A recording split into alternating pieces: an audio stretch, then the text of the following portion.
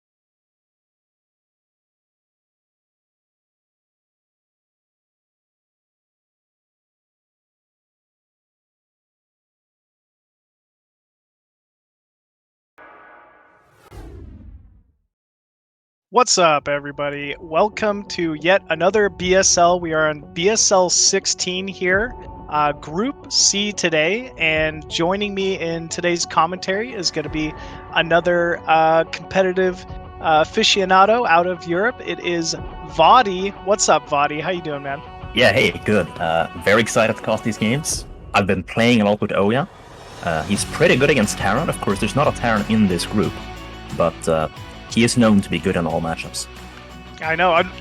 Unfortunately, there is no Terran. I don't think he would have a problem with just about any Terran you could throw at him. But at the same time, we were actually just chatting this up before the show started, and I personally kind of think OyA is a killer PvP, man. Like, we were talking about it. Other than OyA, who do you really see PvP taking games off of? You know, the likes of Bonneth, the likes of DeWalt at the moment.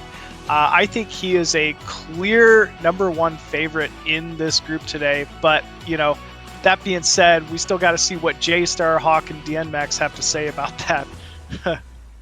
Yeah, definitely an A-tier player in the foreigner scene, OyA. Yeah, man. Like, top 3 Protoss, I'd say by a mile outside Korea. OyA has, you know, really had some incredible matches in the past, and obviously the tournament results to kind of back that up. I'm really excited to see this match #1 today. It's going to be OyA going up against one of the Chinese favorites, JayStar, actually a competitor from last season's BSL. Kind of a Protoss that, honestly, the main thing I remembered about seeing JayStar play is he loves his 2-gate openers, man. It is just nothing but heavy 2-gate pressure from him. PvP, PvZ, you know, I'm sure he would find a way to do it PvT as well. So, you know, that being said, OyA's got his work cut out for him in order to take on such a strong Chinese Protoss player right off the start here. That's really interesting. You know, I've been seeing a lot of good Protosses go 2-gate recently on Rampless maps as an opening. Like, that's actually coming back into style. And I know that OyA has experience with that, because one time he was playing against like some 2600 Protoss, Korean, and he opened 2-gate, and he smashed him with 2-gate. And I was like, wow, how are you going 2-gate against this pretty good player? And he was like, oh, I wouldn't normally do it, but it lagged too much, so I had to do it in case he proxy 2-gated me. Otherwise, I couldn't defend it in this lag.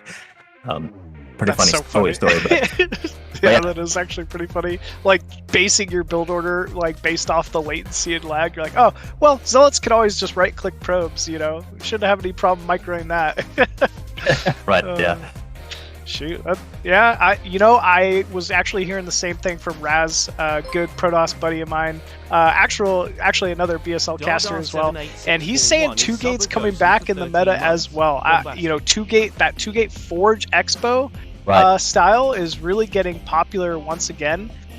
Looks like our first map is going to be Butter here. I'm not sure how popular 2-gate Forge is on this map. Seems like quite a large natural entrance here, but I mean, we'll have to see. I do believe I remember JayStar PV or two gating PvP from his main on this map even. So kind of excited to see now that players have had a season to really play out Butter and figure out the intricacies of the map, if 2-gate is still viable or not. But yeah, man, I'm excited, vOddy. Here we go. It's going to be JayStar going up against OyA.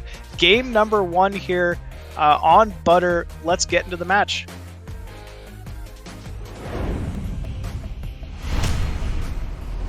Okay, so JayStar at the bottom here in the beige. We'll see what he has planned, if there's going to be a 2-gate or not. It is a rampless map, so that changes things a little bit, in that some people actually like to go 3 or even 4-gate Dragoon on rampless maps. Yeah, it's really you see it on like Sylphid even, right, as well. Like anytime there's no ramp, it's there's no high ground advantage. It's really dangerous to fight against 3-gate. I feel like I see a lot of 3-gate obs on this map too, so good call out there. Obviously OyA, top tier PvP player, he's gonna have all this kind of thought out beforehand. Both players looks like they're putting their first pylon inside their mains, so not really going for any kind of 12 Nexus or early cheeky play. Or yeah, no proxy 2-gate. Right. Proxy 1-gate I feel like is really popular on this map PvP, or Really? any 2-player map. Yeah, it's getting very, very popular. People used to proxy Dragoons too on rampless maps. Oh, really? Yeah, Proxy like Dragoons. it was a long time ago, but for a while people would go like proxy 3-gate Dragoon on match point on the mineral only. But anyway, we have an earlier scout from JayStar, and we do have a gas from OyA, and not a gas from JayStar. Yeah, like I said, I'm not super surprised. I've seen JayStar open 2-gate very religiously, at least last season, so he might be going for more of the same here. Still though, I like OyA's position, the decision not to send out that early probe. I think that's becoming a little more meta here. You're seeing players like Bisu and Snow really forego that early probe scout PvP in lieu of just gaining a little more minerals. Yeah, very good, very quick Manor Pylon. Traps 2 probes here for a second. And OyA forced to pull a few probes here to deal with that. And actually another pylon going down. This is not really where you wanna be. Normally when you do this, you're delaying your own tech a lot. It costs you a lot, but JayStar isn't doing anything anyway. He's probably gonna go for a 1-gate expansion, and so I guess the idea here is to keep OyA busy in his base with these annoying pylons, while actually he's taking a gas now, so a very late gas from JayStar. Very interesting. Yeah, really interesting. You were saying like 1-gate Expo, and it really got me thinking. I was like, how is he gonna hold an Expo without a Dragoon? Yeah. But yeah, I don't know. He's got something planned here. There is the hidden core bottom right. Look at that. I have not seen that. This to me seems like he was thinking, okay, I might go 2-gate, I might expand depending on what I see, but after seeing the core, it's like he changed his path. That's when he took the gas, Yeah, it's like he saw the core timing. He's like, yeah, I'm not gonna be able to Expo against that fast of a Dragoon or something like that. Pylon's still being torn down here. We're seeing JayStar with a couple probe lead. Other than that, this game, really, I think OyA's kind of in the favorite position here. He's gonna get a probe. It's a probe. Oh, I jinxed it. He does get a probe. I thought OyA was gonna survive with no probes lost. Still, this disrupted a lot of mining. It's a little annoying if you're OyA, but we are seeing finally OyA with the 1 supply lead here. Core is obviously much faster. Look at the gas resources mined as well. I feel like that's going to give OyA a lot more options here. Yeah, it's strange. A lot of times Terran users will do this thing where they delay their buildings because SCVs have to spend time away from mining to build buildings, but probes don't have to do that. So I'm very curious about why he delayed everything like this. Yeah, I'm kind of curious as well. Zerg just straight up sacrifices their workers to build things, Yeah, I sure picked the right race. I mean, yeah, I suppose Protoss has the simplest economy management, and Zerg has the most complex.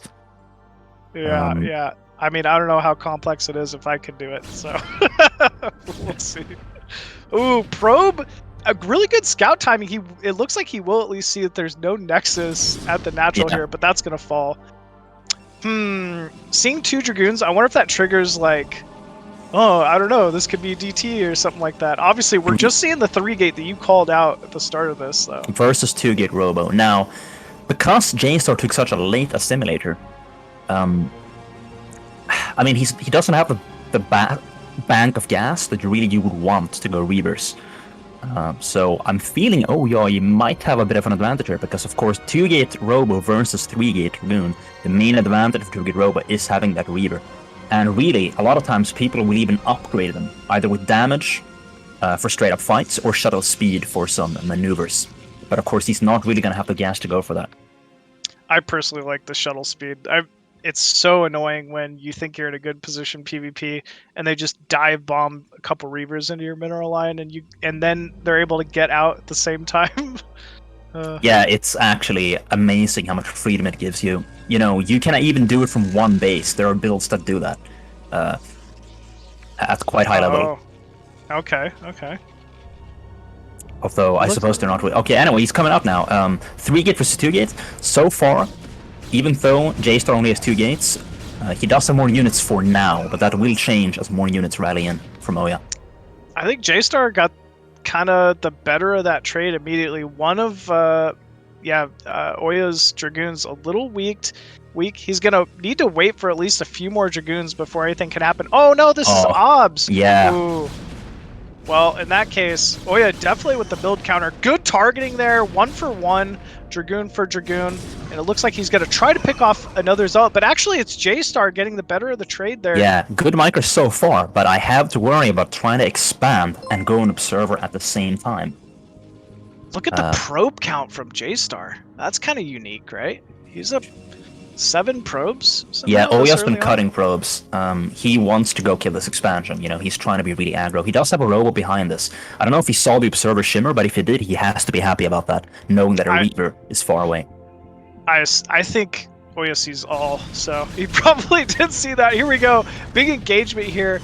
OyA getting the first 2 Dragoons immediately, and yeah, we're starting to see a little bit of a lead here from OyA. Probes being pulled from JayStar's mineral line in the main, and it looks like he'll hold for now, but the rally is just constant here from OyA.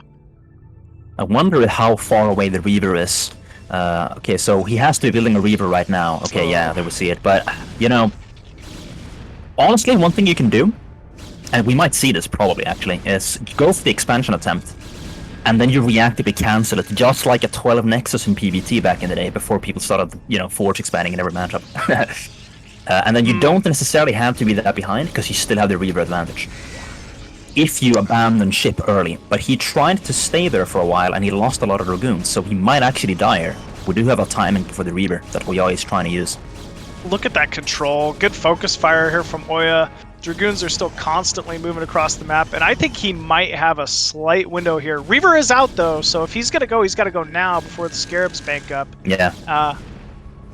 Looks like he might just be happy to get this pylon. Ooh, Reaver shot, and that will force OyA to back up here. Okay. He does have a bit of a contain, so we'll see if he tries to keep that while he expands, or what his plan is, because I don't think he can kill the opponent anymore. Although, this is a bit of a risky, ballsy player from JayStar trying to expand. Yeah, he's just going for it. 2 Dragoons kind of getting blocked up by that Reaver pylon combo. Oh no, and it looks like the Reaver is exposed a little bit here. Oh yeah, if that Reaver falls, ooh, yeah, that's big damage here from OyA. You can't make those mistakes against a player of the caliber of OyA. He will punish you for it. Honestly, what he was doing there, I think, is he was gambling. Although he had an Observer in his base, never mind. I was about to say he was gambling on the fact that he thought OyA was expanding himself early, because that would be a common follow. But he did have an Observer there, so he could have checked and seen that in fact there was no expansion, and therefore no need for him to go out so early. OyA with his first shuttle. I wonder what he plans on doing with that. JayStar poking with his Reaver a little bit. You know, there is still that, you know, all-in counter possibility from JayStar. He could just pick up his Reaver and try to go kill a bunch of probes, but it looks like he's happy just taking his natural, or regaining his natural for now. Very even in supply between these two, even after everything that's happened. Yeah, OyA finally going for that expansion and resuming probe production. But, I think what happened actually, or what I was saying, is that he brought his observer home, and therefore he couldn't really see what OyA was doing. And the reason for that is having the observer advantage is almost like having a barracks in Terran versus Terran, where you can get the first Reaver shot off. Oh, I see. Just based on the vision that it's gaining you. Okay. Right, but here's another advantage. OyA's coming in with a shuttle, and I don't think that... JayStar doesn't have one, so he can dodge the opponent's Reaver shots, but JayStar cannot. Ooh, good focus fire. One Scarab doing good amount of damage to the two good Reavers micro of from OyA right now. JayStar. Really baiting that shuttle. Oh my gosh, very, very nicely done. Ooh, he does lose a Dragoon in that shuttle, though. And as I say, good micro, JayStar rolls him over, but... Wow. Yeah, big move there from JayStar. JayStar might just go. Yeah, he has to counterattack now because he doesn't have an expansion of his own, which OyA might be able to infer from the amount of units coming out. I mean, this is 3 gates Dragoon pump, but he hasn't confirmed the lack of an expansion. So I'm not sure if he knows that if he just survives this, he'll be in a great spot. But can he survive? It's so tough to survive these timings, PvP. When you commit so many resources to a natural. Yeah, and it looks like OyA knows that. He needs to do whatever he can to prevent this attack from even happening. But JayStar is hip to it. He's going into the natural here. Reaver is being unloaded in the mineral line. The final Dragoons falling here from OyA, and it really looks like JayStar is taking game number 1 here. Massive, massive damage, man. Wow, that was very back and forth. I actually thought that OyA kind of had the better build at the start, but yeah. JayStar was just kind of resilient. He just hung in there, despite the early gas deficiency, despite, maybe the unfortunate trading of the Dragoon versus Dragoon, or, with the early 3-gate. He still prevailed, so very well done there from JayStar, and we'll have our Chinese Protoss taking game number 1. But yeah, with that, it's going to be OyA's pick for map number 2 here, so kind of curious what's, to see what he might end up picking for a PvP against a player like JayStar. Yeah, there aren't really any maps that change how you play in the pool that much. Like, for example, a map like Bluestorm or Colosseum, you can really 2-gate fast expand on, even against, a 1-gate tech. But we don't really have any maps that I can think of that drastically change PvP, so what do you even pick based on in this case, Do you try to pick a 4-player map hoping that you can do a build where your opponent doesn't scout you or something like that, maybe? Maybe. That doesn't seem like OyA's style, man. He's so meticulous. He no risk, I think you might be onto something. If I had to guess, I think he's gonna pick a map like Vermeer because he just wants to get into a game. I think if this ever gets 2-base versus 2-base, OyA's mechanics are just next level, and he will not be missing probes. He is going to have he likes those longer drawn out games where he can really let his mechanics get into the game, because he's just not the type of player to miss pylons, to miss probes, to have a bad there we go. Macro. Oh, okay, circuit breakers, interesting. But yeah, that's you were onto something. I mean, that's kind of the same kind of style as you were saying. Yeah, it's really difficult to push across these ramps, so if they were maybe to catch themselves in a similar situation, he'd be able to hold the natural. So I like this pick here out of OyA, but yeah, OyA. He's got a tough road to come back in this one. It is best of 3, so in order for OyA to take this series, he'd have to win the next 2 games here. But very much doable, actually, based on how the second game went. He was doing well. He was doing really well until he overcommitted a little bit on that attack, where all he should have been doing was really light harassment and really scouting by fighting to see what's happening. But he ended up committing a little too hard and getting caught. Yeah, agreed. I mean, he had the eco lead. If he just hangs on to the shuttle, hangs on to the Reaver, he probably hangs on to the game. So yeah, his advantage wasn't that he had more units, it was that he had the shuttle. So what do you do with that? You fire 1 Scarab, pick it up, go back. Do harassment. Right, and just shave off shields. Exactly. Yeah. Okay. Right on. All right, folks, looks like we are ready to get into game number 2 here. It's going to be JayStar going up against OyA, and it's going to be on circuit breakers. Let's get into the game. Right off the bat, we see that we have vertical positions, which is actually quite significant on this map, because on this map, considering that leaving your base, your quadrant of the map, you have 2 tiny bridges, and then you have essentially a high ground up to a plateau. It means that you can go for heavy Dragoon Reaver play and delay tech in order to go for a sort of contain, because you can hold either the high ground or the small bridges. So if you are somebody who enjoys heavy Reaver play, like going up to 4, even 6 maybe Reavers, this is definitely a map and a position, I would say, that favors that style. I guess I'd assume that the naturals are kind of exposed to that early Reaver harass just due to the distance, natural to natural here. Yeah, that's another good point. Spawning positions change how drops function, and if you're holding a contain, you can very easily harass from that contain, either to the natural or into the main. Gotcha. Huh. I wonder if maybe we'll see that JayStar 2-gate here going on circuit breakers. I feel like circuit breakers would be a pretty decent map for a 2-gate opener here. Yeah, a few years ago, that would have been like a scrubby move, but now, I mean, they figured out a way to do it, so you can 2-gate on maps like this even. Yep. Once again, JayStar with the earlier scout here. Not really meta. And actually, looks like he's going to go cross-map. That makes me think he really is going to go 2-gate. We see this a lot where... Oh, never mind. He was just checking for proxies, it looks like. It's going to be a gas out of the main. And OyA going 2-gate right now. Ooh, interesting. And scouting a bit later, which to me is always a sign of confidence. Like, you just rather have the extra money, you know? Versus JayStar, he's checking the middle.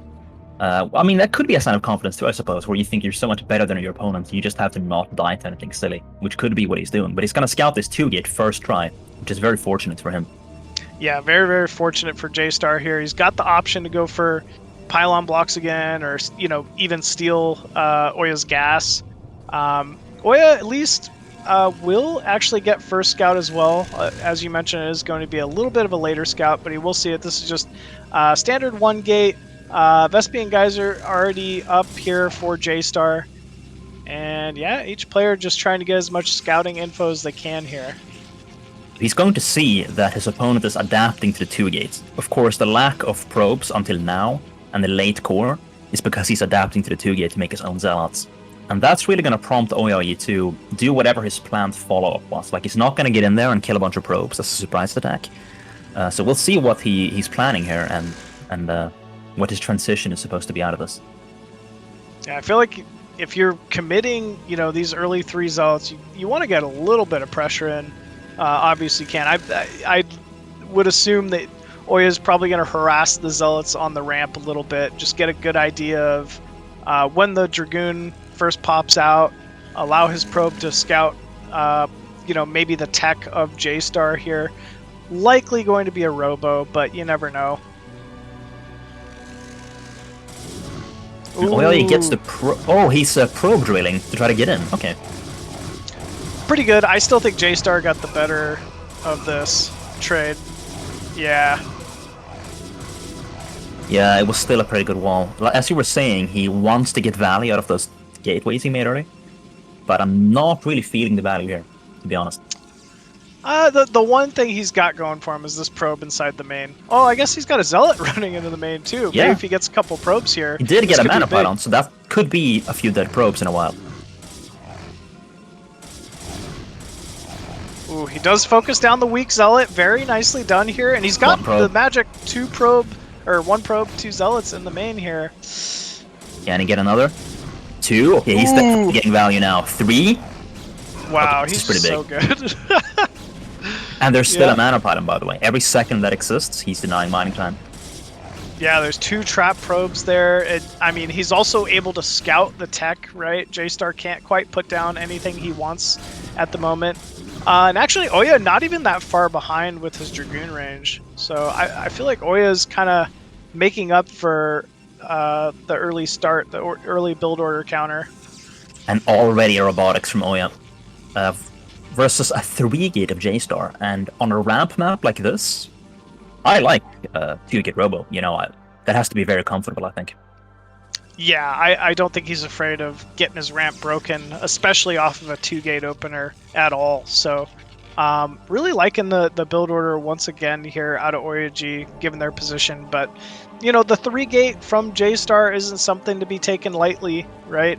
If he, you know, masses a good amount of Dragoons early on, it could be, you know, quite difficult for OyA to get in a position to be able to hold it, at least to be able to hold a natural here. So.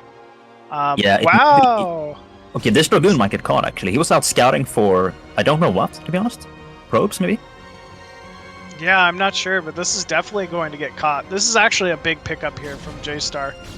Yep, that flanking Dragoon just getting into position, doing some very key damage, and now we have another fight going on. 3 Dragoons versus, and a Zealot versus 2 Zealots and 2 Dragoons, so... Huh. Yeah, this is what JayStar wants. He's dragging OyA out into these fights, where the 3-gate advantage is really going to give him value. Now, after killing a few units, it's going to make what he probably had planned, which is a contain on the low ground, a lot stronger. I'm not seeing the Robo support bay out of OyA yet. Ooh, a little bit of an overstep there from JayStar losing that Dragoon. Still, though, I think he's got a pretty decent contain for the moment. Yeah, and this contain is really getting buffed by the fact that OyA, he went 2-gate, right? So he's low on gas. But then he went Observer first, so he doesn't even have the gas to go Dragoon Reaver. He's actually resorting to making Zealots now, just in order to get that Reaver out. We finally see that Robo support bay going down. As you said, you know, he will have that Observer on the map, but unfortunately from JayStar, this is not DT. All he's going to be able to do is see a Nexus building that he can't do much about for the moment. Yeah. Although, funnily enough, making Zealot might actually be optimal to try to break out of the contain. So that might actually be a good thing in this case, because he's going to have to break out of this contain on the low ground for sure. Yeah, we're seeing about a 15 supply lead here for OyA, given everything that happened, even after a 3-gate. That's a little surprising to me. OyA up 2 probes. Oh yeah, that's a good amount of Zealots. 4 Zealots tanking, he could probably break down that ramp here. So OyA going for an all-in follow-up, it seems like, with the 3-gate. Breaking out right now, considering he saw the expansion, he knew there wasn't going to be that many Dragoons, and he just walks out. Ooh, does pick up a Dragoon as well. First Reaver completing. Ooh, second Reaver before Shuttle. So this doesn't look to be an immediate timing here out of OyA. Maybe giving JayStar a little bit of time to kind of mine that natural here. This could prove to be a mistake. We'll see. OyA, he's gonna have... Okay, he's gonna expand now, actually. I was gonna say, if he's going here, like the 3rd gate made me think, then he's really gonna have a small timing of a little bit of an advantage, because he's gonna have a shuttle over his opponent. But he is just gonna go ahead and expand. Okay, he is going to push across the ramp here, it looks like. Wow, Zealot even picking off a Dragoon to start things off. I did not think this was going to work at all, and OyA well, it's kind of still not managed to make... I don't know. Yeah, I guess not. It was all right. It could have gone way worse, for sure, I feel like. Maybe he felt that he needed to get some value out of those Zealots. Well, he still could, because they're I guess, going to scale worse in the fights to come, maybe. Yeah, I think that's honestly a good call. It is nothing but pure Dragoon now, it looks like. Dragoon Reaver from both our players, as you mentioned. These ramps are going to prove to be very difficult to push across, and if you're JayStar, you're feeling pretty confident right now. You've been able to hold a natural expansion for at least a couple minutes. That pays for itself, and I mean, that is very, very difficult to do in this matchup. Yeah, he for sure has an economic advantage, but the game is by no means over, because there's a thing you can do. If you feel slightly behind, you can delay Templar Tech and get shuttle speed and really make some crazy plays happen with that, either by harassing the army or, of course, going for the probe line. You think that's what we're going to see here from OyA, like shuttle speed? That is one way to come back into this game, because he is slightly behind.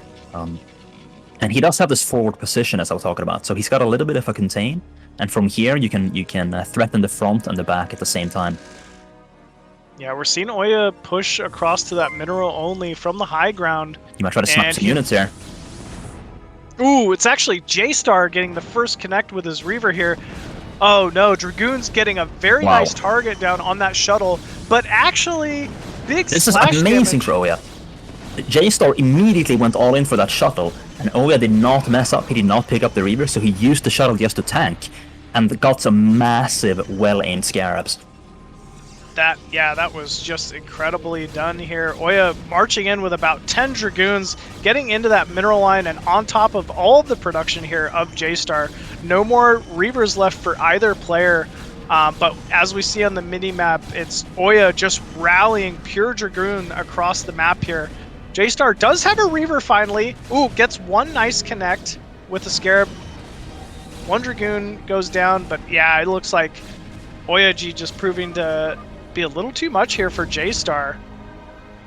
Wow, very well done there. OyA tying it up 1-1 after a pretty strong set there. I much like yourself, I think JayStar was in the dominant position, but OyA just found an opening, man. He just found a way to make it work, and microed his heart out. That was very nice to watch. He really won that with micro. I mean, first, he forced his way in with the probe drill and the mana pylon and destroyed 3 probes, which was all micro. And then, of course, the final battle was just all micro again. Yeah, so crazy how he was able to even get those first zealots in there, given that he got scouted immediately. It was obviously scouted that it was a 2-gate, and I thought JayStar prepared correctly, right? He didn't skip on any zealots. He actually went 3 zealots before Dragoon. But OyA still just, man, he just willed his way into the main. That was very crazy to watch. That's been the theme of this set. I mean, he saw everything coming, but it just still was difficult to stop. He knew, okay, I have an expansion, I'm ahead, I just gotta defend this. He knew the zealots were coming, but the micro was just too strong. And with that, they are all tied up. It's going to come down to the final game number 3 here between these two. And the one thing JayStar has going for him here is it's going to be his map selection. I wonder what map he'd end up picking. Oh, and it's going to be Vermeer, actually. Okay. Wow, that, very similar to, what we kind of saw in Circuit Breakers. Not a map I'd really expect to see much shenanigans as far as proxy gates or something like that. I think these two just want to play another heads up, straight up, standard PvP against each other. So, yeah, this is going to be exciting. I completely agree. It seems like they're both really confident in their own ability to win. As if they both consider themselves the favorite, maybe. That's the vibe I'm getting. I mean, that's a good mindset to have going into such a high-level match, right? If you don't believe in yourself, no one else is going to believe in you. So, Right. obviously, these two players have the chops. They've been in similar situations and sets before. I'm sure they both put in a lot of time to practice for each other for this series. So they probably have a pretty good idea of what to expect here from each one. And as we see, it's a very close set, right? Both those games could have gone either way a few different times. And so I'd expect to see, something similar here in set number 3.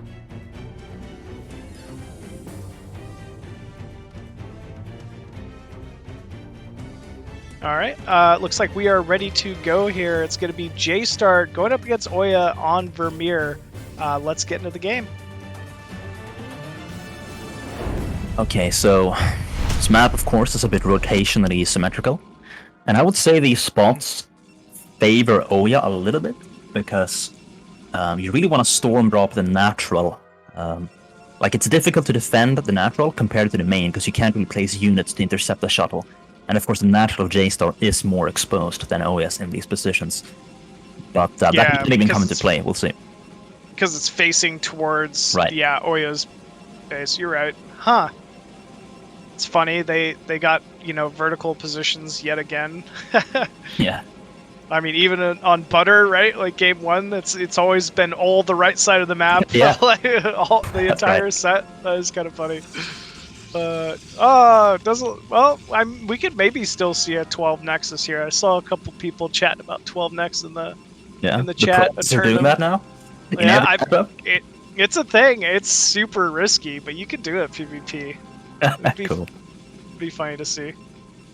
I think it kind of beats like the super late scouting style. It's more like it's a super gamble. Like, yeah. You gotta hope that you don't, or they don't scout you at all, and you get away with murder. Kind of like in PvT. Well, I mean, in PvT, there's like a way to basically get away with it every time now, which is just make a cannon, right? That's the latest development. Yeah, I don't think you can really do that yet versus other Protoss. Correct me if I'm wrong. I would not know. I have not seen canon expand PvP. Oh yet, my so. days. We have a 2-gate versus 2-gate. What is happening in the current year, dude? Protoss players have gotten crazy, dude. It's all 2-gate. All 2-gate all the time. We can tell this is the game that they're actually really trying. So yeah, when it comes down to it, when you really want to win, what do? Apparently you 2-gate. You 2-gate. Interesting scouting pattern from JayStar here. He looks like he's going cross map, and he's actually going to follow it all the way up. Yeah. I like this cross map scout when you're doing 2-gate, right? Because you want to know, first off, like, are they close to you or are they not? Right. And the fastest way to check that out is to check cross-spawn. So now he's going to know it's at least close positions. So that means he will not be skipping out on any of these early zealots. It's going to be pressure. Unfortunately, OyA a little in the dark here. He did see the scouting probe of JayStar, but didn't really get a good look at where that was coming from here. And JayStar moving out to the top right, I think, or maybe not. That Zealot's just kind of going for the middle. I guess he doesn't know yet where the opponent is, so he's sending it to the middle to start. And then when he sees it, he goes over there. He's going to see that it's an enemy 2-gate also, so now he has a choice. Does he go home to defend, or leave it behind to do a counter-attack? Ooh, I think you definitely counter with that Zealot. And yeah, it looks like JayStar is setting up to do a 1-Zealot counter, blocking his ramp with his 2-gate that obviously OyA has no idea about. But OyA, so diligent, man. It looks like he will see this Zealot coming in here. Did he get to block the ramp? Ooh, he does! Wow, what a beast. And now he's gonna know his opponent also in 2-gate, because this number of Zealots, well, it theoretically could be the same build as last game, but I think he's onto it. I like the probe placement here from JayStar. Actually getting that extra damage is really all it takes a lot of the time for, such a good hold. And yeah, with this 5 Zealot, 1 probe. Ooh. Probe goes fall. He gets a Zealot too. Good. Oh, another one so far. No. Can he get more probes? Oh, he can, and he will. I'm sure here. Nope. Did I jinx him? I jinxed him. I need to just stop saying that every time. Still though, good trade I think for OyA there. He forced a lot of mining time, and yeah, I don't know. It doesn't look like much else will really be able to get done here for OyA. He's going to fall back with that remaining Zealot. But JayStar out on the map with his first couple of Dragoons here. JayStar hasn't gotten range, has he? He's going rangeless expansion. I was just about to say that in these 2-gate... Okay, he got range. No? Yeah, he just got it. Okay, so he just delayed his range for some reason. And it does look to be the Expo, like you said. I think with the amount of units JayStar has, OyA is really going to have a difficult time trying to scout that expansion timing. Yeah, first of all, he killed a bunch of Zealots, right? Like, that's one of his advantages right now. So he thinks, yeah, I have enough units, I can expand. But secondly, in 2-gate versus 2-gate, expanding fast is actually better because there's less gas, which weakens any Reaver timing attack. Oh, I see. Didn't think of it that way. And we do see a Reaver timing attack probably coming from OyA, which is going to be a little weaker. He's probably going to have to make another round of Zealots to support that. And it's going to be a 3-gate out of JayStar here, so once again, just going for more Dragoons, more better. Yeah, if the only thing I'm missing from JayStar to really seal the deal is if he had a probe on the map to check the expansion for OyA. If he knew that there's no expansion right now, he could really prepare. Like, he could get like 2 shield batteries for his Reavers, and really prepare for that. Just kind of lock in and make sure he holds that expansion. Yeah, I like that idea. Honestly, shield batteries are so strong PvP. I've noticed that Protosses are putting the shield batteries at the back of their natural instead of in the front too, just to make sure it's alive and can regen the Reavers. It's kind of crazy. if your opponent has shuttles and reavers and you only have reavers, you kind of need a shield battery to hold that. But there's actually a build, it's called like a shield battery expansion, which you can go for. No way. Okay. Ooh, this looks like a big move out from OyA. I think OyA is very committed here. Yeah, if JayStar knew about this, I would assume we'd be seeing, you know, some shield batteries or pylons or something. There we go. One pylon going down in front to kind of tank. But this looks to be a little scary here for JayStar. Yeah, I wonder how soon is he gonna have his reavers? You know, what is the timing on that? Because that's really what it's gonna come down to. Like, that's the main. Oh, now he's starting the robot. So even though OyA went observe, okay, never mind. Hold up. OyA coming in now to attack with just a 2-gate against a 3-gate. Yeah, JayStar does have the Dragoon advantage, but actually gets the first Dragoon picked off here. Probe's being pulled off the line, but still good control from both of our players here. And it looks like OyA might just have to back off for the moment. Yeah, the 3rd gateway just kicked in, and he stayed a little bit too long again. He's gonna lose one more Dragoon than maybe he had to.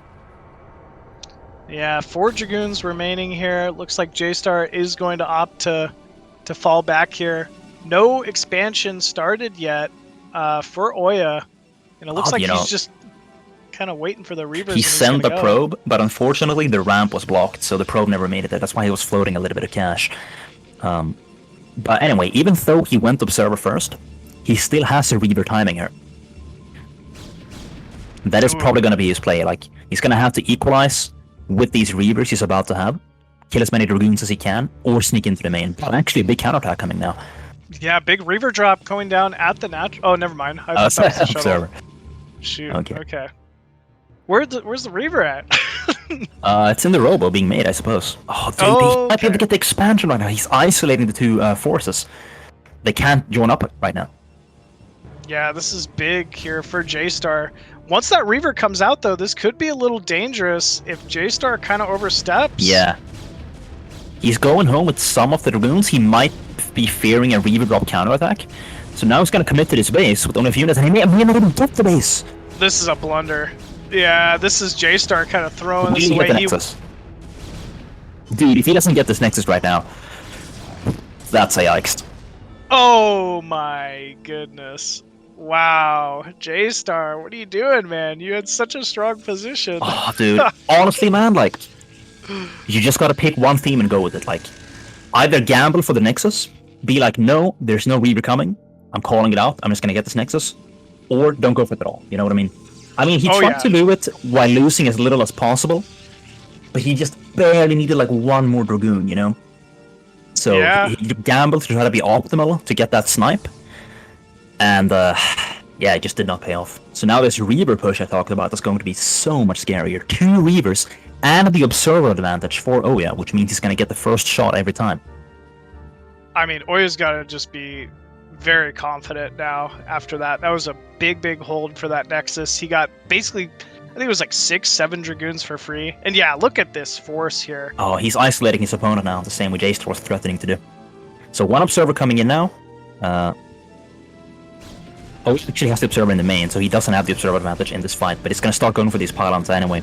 And this flank, I just don't fear it as OyA in this position, you know? No, those are kind of weak Dragoons too, and here we go, big flank coming in. The Reaver's able to get some massive splash damage on top of all the Zealots and Dragoons.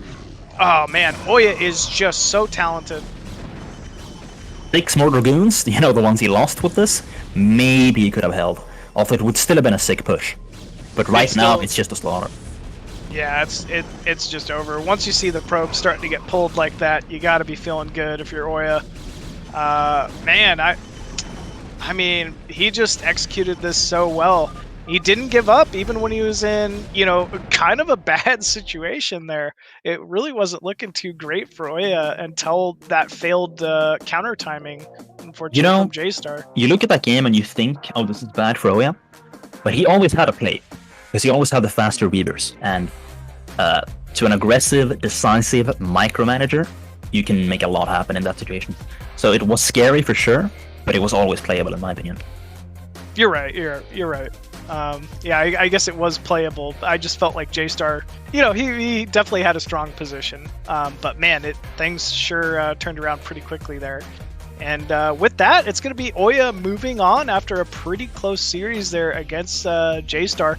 JayStar will be falling to the elimination match to go up against the loser of our next series here.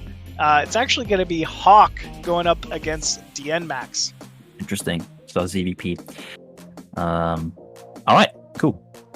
Gonna be interesting to see what maps they pick when they lose in this match. Yeah, absolutely. I'm assuming we're probably starting Butter again, game number 1. Hawk, man, he's definitely the player my heart's going for. Fellow NA Zerg player, really someone who studies the game. I like most other, foreign competitors. I'm very picky with the styles that of play that I see out of other players that play the same race as me. And man, I gotta say, Hawk does such a great job every matchup, but particularly his Zerg versus Protoss is very impressive. I think Dienmax, he's gonna have his work cut out for him here going up against the NA Zerg Hope. Yeah, certainly. And Hawk likes to, from my experience facing him, play a very safe, macro-oriented style that can really grind down a Protoss, like a lot of plague harassment, lurker defense, so not really somebody's gonna die to gimmicks, I think. Absolutely, and you see it actually most whenever you see Hawk get an advantage. A lot of Zergs, myself included, you're like, oh, like I went early 5-hatch Hydra timing, and they threw a few units away. Let's go shove all of our Hydralisks into Cannon Storm and then give them the advantage back, you know what I mean? And Hawk will not do that. He is so diligent, he's so patient, and it really comes across in this matchup in particular for him. Dienmax, though, no slouch himself. He's, been competing in the BSL in the past. He's got very strong Protoss versus Zerg as well. I definitely have hit him on the ladder quite a few times. He's not someone that should just be is going to just roll over for Hawk for sure. He and given the matchup, and the maps, a map like Butter, certain things like Cannon Rush is pretty prominent here. I could see him kind of getting away with an early, Cannon Rush or something like that against Hawk, kind of making the game chaotic and, maybe coming out the victor there. But yeah, I guess we'll have to just wait and see here. Butter, obviously, going to be game number 1. 2-player map. Oddly enough, a map that is... Once the map gets split late game, I think it favors Protoss a little more in this matchup. In particular, but Hawk obviously kind of the player that wants to go for that ultra late game, no matter the matchup, no matter who he's playing against. So it's going to be an exciting one here. Yeah, for sure. Let's get into the game.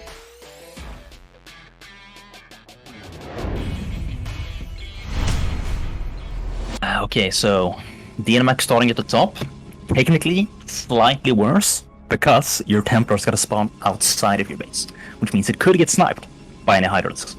Of course, Hawk may not go for that early Hydra push style. It's not really... well, I mean, he might, but he might not. It's he's not much of an all-in player, I think, but you never know. He's not. He can play... Exactly. It's good to be unpredictable, and he can absolutely play all styles. Whether it's, 973 opener, whether it's a 5-hatch Hydra opener, whether it's standard Spire play. You do see a lot of like 5-hatch Spire Muta even on this map. Drop play from Zerg is also very prominent on a map like Butter, with the main being so exposed early on for Protoss. So really, Hawk's got a lot of options here. This looks like a 9-pool. I like it. 9-pool is very strong on this map in particular. A lot of Protoss like to get away with things like early 12 Nexus, just because the distance on the map looks, is pretty far. I think good Protoss like to go Forge here, and I wasn't joking about the Cannon Rush on this map. It can be very strong. It's legit. So 9-pool just guarantees that none of the that garbage kind of build is really going to be in play. So I kind of like this opener out of Hawk. He might even adjust and only make 4 lings, 2 lings once he realizes that it's a Forge expand. But wasn't that a gateway right now? Oh, So it is a gateway. expansion. Oh, I was expecting. So some Zergs like to go 9 pool against gateway expansions. They'll actually go 9 pool if they think you're gonna gateway expansion. I don't know if that's what Hawk is doing or if he's just fishing for Nexus first, but he's about to see this soon in any case with his Overlord. Yeah, I mean, 9 pool versus 1 gate is great. If you can get the lings past the wall and into the main, a lot of times you can straight up just win the game. Yeah, for sure. Good pylon blocking here, it looks like, from Dienmax. That's going to delay Hawk's expansion here. Annoying. Very annoying if you're Zerg, but, not a game winner yet. Dienmax being very patient, making sure that blocks as much, for as long as possible here. Probe still inside the main, but Hawk is able to get that natural expansion down. Gas inside the main, which tells me from Hawk this is likely going to be a pretty quick Spire out of him. Now, Dienmax has the probe in the base, checking what's coming out of the egg, seeing that it's not more Zerglings, so he's not afraid to get a pretty late Forge, but he still has to respect this right now, and Zerglings coming in. There's a hole in the wall. You can't do that against a player like Hawk. I mean, he had the probes, he had the Zealots, they just weren't in position. So with that, 2 lings inside the main, that is going to be very annoying for Dienmax. This could cause a lot of lost mining time. We're seeing Hawk here just harass. Ooh, big probe pickup and another. Zerglings get in.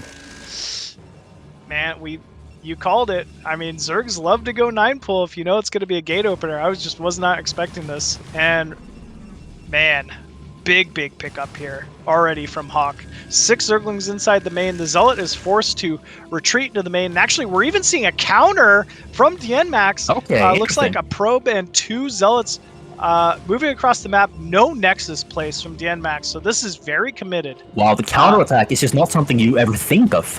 And really, he wasn't even scouting for it. Now he's going to see it. This could do massive damage, actually. It really could. I mean, if Hawk is not careful here... Oh, but, I mean, speaking of massive so many damage... probes. Yeah. I mean, can he really match this damage? I don't know. Yeah, we're going to have to wait and find out here. Oh, the 2 Zealots kind of being lured away from that Zergling as well. Oh, we got a lair, which is not a bad choice right now. Nah, even just 2 base Spire, this could be very, very big After here. what happened in the early game, Lurkers or Mutas are just going to end the game. Hawk's Lings kind of moving into the natural here. Ooh, big pickup. It's actually speed first. He went Zergling speed, I didn't realize. Yeah, because he was thinking maybe he was going to do like a Ling Flood to capitalize on what happened. But yeah, these Zealots are not matching the damage that the Zerglings did. It's not bad at the same time. I yeah, feel it's like really not bad, but it's just not enough, Right. He doesn't even have gas, and Lair just finished. Yeah, so you're right. I say he makes a Spire, spams Zerglings, and then spams Mutalisks, and pretty much kills him. That's the play right now. Yeah, I think you're absolutely right. Hawk is just getting very efficient trades even with these early Speedlings. I mean, Speedlings versus Zealots, right? It's kind of on the Zerg to control everything well. There's almost nothing Dienmax can do against that. And we're even seeing 11 drones to 13 probes from Dienmax. Yeah, anytime the probe and drone count is pretty close, it's not looking good for... Yeah, for then Protoss you'd here. better be in the Mega Late game, and you'd better have like 10 Reavers and 20 Archons, if that's what's happening. I'm And surprised you're not Hawk gonna didn't run by here. Yeah, he could go for it again, he really could. Now there's a wall at least. There's a Zealot and a probe blocking, Right. but still, Hawk, like we said, he's very patient. I think he knows he's in the dominant position here. For sure. Why take a risk? Yeah, fair enough. When you're ahead, you get more ahead. He really lives by that. And he's about to get pretty ahead with these Mutalisks, I'll tell you. Exactly, man. That Spire most of the way completed. Cybercore just going down now for Dienmax at the 6-minute mark. Nexus is about to finish up at the natural, so I mean, maybe there's hope for Dienmax if, the probe count starts getting pretty high, he makes a bunch of cannons and just kind of allows that eco to charge up. He might be able to play his way back into this one. I mean, when things like this happen in the early game, you don't really know how far ahead or behind you are. Everything gets thrown off. So he doesn't really know the timings, you know. That's why he's not spamming like 10 cannons right now. He just doesn't know. Right. I mean, both players pretty blind. Hawk choosing not to move across the map with an Overlord. But I think Hawk just knows, based on the Zerglings, that, you know, his opponent's tech and economy is kind of in shambles at the moment here. First 4 Muta moving across the map. But you know what? If he had psychically made cannons right now, maybe he could have won. Because this is like a bit of a committal play. Like, imagine Hawk wouldn't get anything out of this. Maybe Protoss could have come back, honestly. Yeah, he might have been able to. That being said, this cannon will fall almost immediately. Looks like probes being pulled. Zergling run by. Wow. And I mean, Dienmax forced to counter and actually just GG out there. So game number 1 going to Hawk, you know, after a pretty dominant start with that early 9 pool on Butter. Yeah, that's very unfortunate for Dienmax, because the map is actually slightly, ever so slightly, Protoss favored. Not by much, but by a lot, according to Korean statistics at least. And so, to lose on possibly your best map like that, to essentially throw that card away, that's gotta hurt. Yeah, I mean, it messes with your mental for sure. But, you know, Dienmax is someone who has been in this situation before. He's just got to rally. He's got to, you know, go to plan B now on a different map and try to play his way back into it from there. But, yeah, if you're Hawk, you're feeling pretty good. Game number 1 was, you know, obviously pretty strong performance from him. Got a pretty decent build order selection, 9 pool versus that early 1 gate play from Dienmax on Butter. And as you said, now that Butter's out of the map pool, it's, you know, mainly going to be bigger maps to choose from here. Yeah, so let's see what map he picked for game number 2. It'll be interesting to see. Yeah, like there isn't a Protoss map. Okay, Vermeer. Okay, Vermeer. Yeah, big map. Very big map, actually. You know, probably the biggest one in the pool. Looks like, you know, Dienmax just wants to play some type of an early standard opener. Maybe he's just thinking to himself, gosh, I don't want to let, you know, Hawk get away with another early 9 pool. Let's just try to play a straight up standard match here and get into a like mid game and, you know, a pretty even situation here. But yeah, I still think it's a pretty decent map selection here from Dienmax, and I'm definitely excited to get into this next game here. So it looks like Hawk versus Dienmax, game number 2 on Vermeer. Let's jump into the match.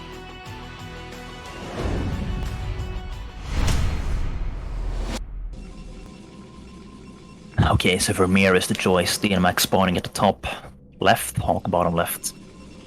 You know, the build order last game was fine, it was just the execution that was off. So he could really go for Gateway or Fortier on this map, both are fine. I don't think he should be dissuaded from doing the build. The build was actually fine last game, so we'll see if he tries it again. Yeah, at the same time, you want to be a little less predictable. I always think it's good to switch up your builds, but you're right. This is also a great map for an early 9-gate opener, and I don't feel like he should really be dissuaded from it. Also, knowing that Hawk is absolutely a player who loves to switch up his builds as well, I would be shocked to see another 9 pull out of him in a row. Hawk, one of the few Zergs who will take the risk of opening 12 hatch. I see a tournament chat talking about Hawk 12 hatch here. He thinks that's what's going to happen. It could be. I mean, I'm the type of Zerg that I don't like to play risky at all. And if I think there's even the slightest chance of a 9-gate, I'm going 11 hatch. I'm not getting that extra drone. I don't want to mess around with it. But, that looks like a gateway, by the way. Again. It could be. It really could be. Yeah, it is. So this is going to be, once again, another 9-gate. As you mentioned, I don't think he should have been... it is a 12 hatch. That's actually super funny. Now, hatch first doesn't die to gateway expand or anything. Only thing it dies to is like proxy 2-gate in the middle. Other than that, you're actually alive against everything. It's not maybe the most comfortable ride, but you can get through it. You can do it. You're right. I like 11 hatch a lot better versus 9 yeah. gate than 12 hatch, obviously. Really, it's going to come down to this first zealot and probe and how Yeah, many so drone good. kills they get. Yeah, That's pretty early. that is very early. That was like a 2-minute gas. What is that? I am shocked. You really don't see this very often. The only time I saw like a Korean expert do this was when Soma was doing his mind game nonsense, you know, like 3-hatch spy or nothing, stuff like that, you know. That I know the exact season of ASL you're talking about, and he was unbeatable. Yeah. Zerg vs Protoss that season. I actually don't know how you counter this style. So yeah, maybe Hawk taking a page from Soma's book here. Maybe we'll see what he does. Got a fast Nexus coming up. Behind this, before Forge, which of course gets scouted. So you know, Hawk could go for speed and an all-in right now. If he's willing to take the risk. He just spent 100 gas. We'll see on what in a moment. Lair. Okay. And the lair is scouted, so I don't know. I mean, you're gonna see this coming as Protoss, right? Is it still solid? I think it's still solid. All he's done is suddenly put a timer on Dienmax, you know? Like, all right, buddy, you got about 2 minutes until I'm going to be flying in your base with 6 Muta. I hope you're ready. I don't ever think it's bad to get such an early layer. Yeah, it's just an opening. And now, if you do an unorthodox opening like this, especially if it looks like an all-in, but it actually isn't, then you can get a massive advantage because you've practiced it and your opponent hasn't. So he doesn't know what to do. Like, you know exactly what to do with them. So we'll see if it's going to be Spire, most likely. I mean, maybe he switches it up and does a lurker timing. I don't know. That would be kind of random. But we're not mining gas, is Dienmax once again. Forge pretty much just went down and no core. So I'm kind of feeling like Dienmax isn't quite prepared for such an early Spire yet. Yeah, one thing some people would do actually in this situation, when you know, and maybe, I don't know what Hawk's plan is, but when you know there's some sort of all-in coming, but you don't know which all-in, you can actually go Corsair Reaver and be safe against everything. That was big. That was a big, people like to play that. Yeah, big pick-off. Losing that for free. I think actually 2 Stargate is also very strong when you know the Zerg is committed so much tech and resources to early Muta, like early 2 base. Oh, for sure. If you know it's Muta, you can always go double Stargate. Ling all in. Ling flood here. So yes, we got more links coming, but the cannon just finished, and I don't know why. I don't know. This. I think he was in a fine position before seeing all these lings. What he might be doing is, I mean, he has a Mutalisk follow-up, right? So maybe he wants to force ground the defense so that the opponent will die to the Mutalisks. And as Dienmax, you saw the early lair. Well, you didn't, but you saw the early gas at least, at the very least. You should be expecting some sort of tech-based attack, either lurker or drop or Muta. This could be fake Muta. He's only got 2 on gas in the main. But there's no 3rd? I really don't know. I'm a little shocked from Hawk here. Maybe that was just a call, you know, being able to pick off that early Zealot. He thought he could end it. But, I mean, anytime you're, as Zerg, you make this many early Zerglings, right, especially off of such a low eco opener, you're not happy, that's for sure. Yeah, that's what's making me think this is actually a real committed attack and not just some Soma fakery, you know? Because if he tries to fake from here, he skipped so many runs. Denying some scouting again, okay. I mean, Mutas should be in production here. It looks like Hawk has a drone. It is a fake.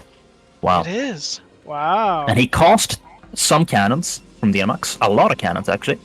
3 extra cannons he's cost right now. So maybe this is going to work out. Maybe. Yeah, it could be. Another cannon. Oh. Has the Citadel down. I mean, you have to. I feel like if you're Dienmax, right? Every Protoss in the world would expect Muta from here. Yeah, for sure. Ooh. Okay, going for this Overlord to provoke a response to see what's going to come up. So if he can react to this, it's fine. It's just a way of scouting, really, for Dienmax. But he's got to react right now. Okay, good. Right. So he does see a Scourge. He knows there's at least Scourge on the battlefield.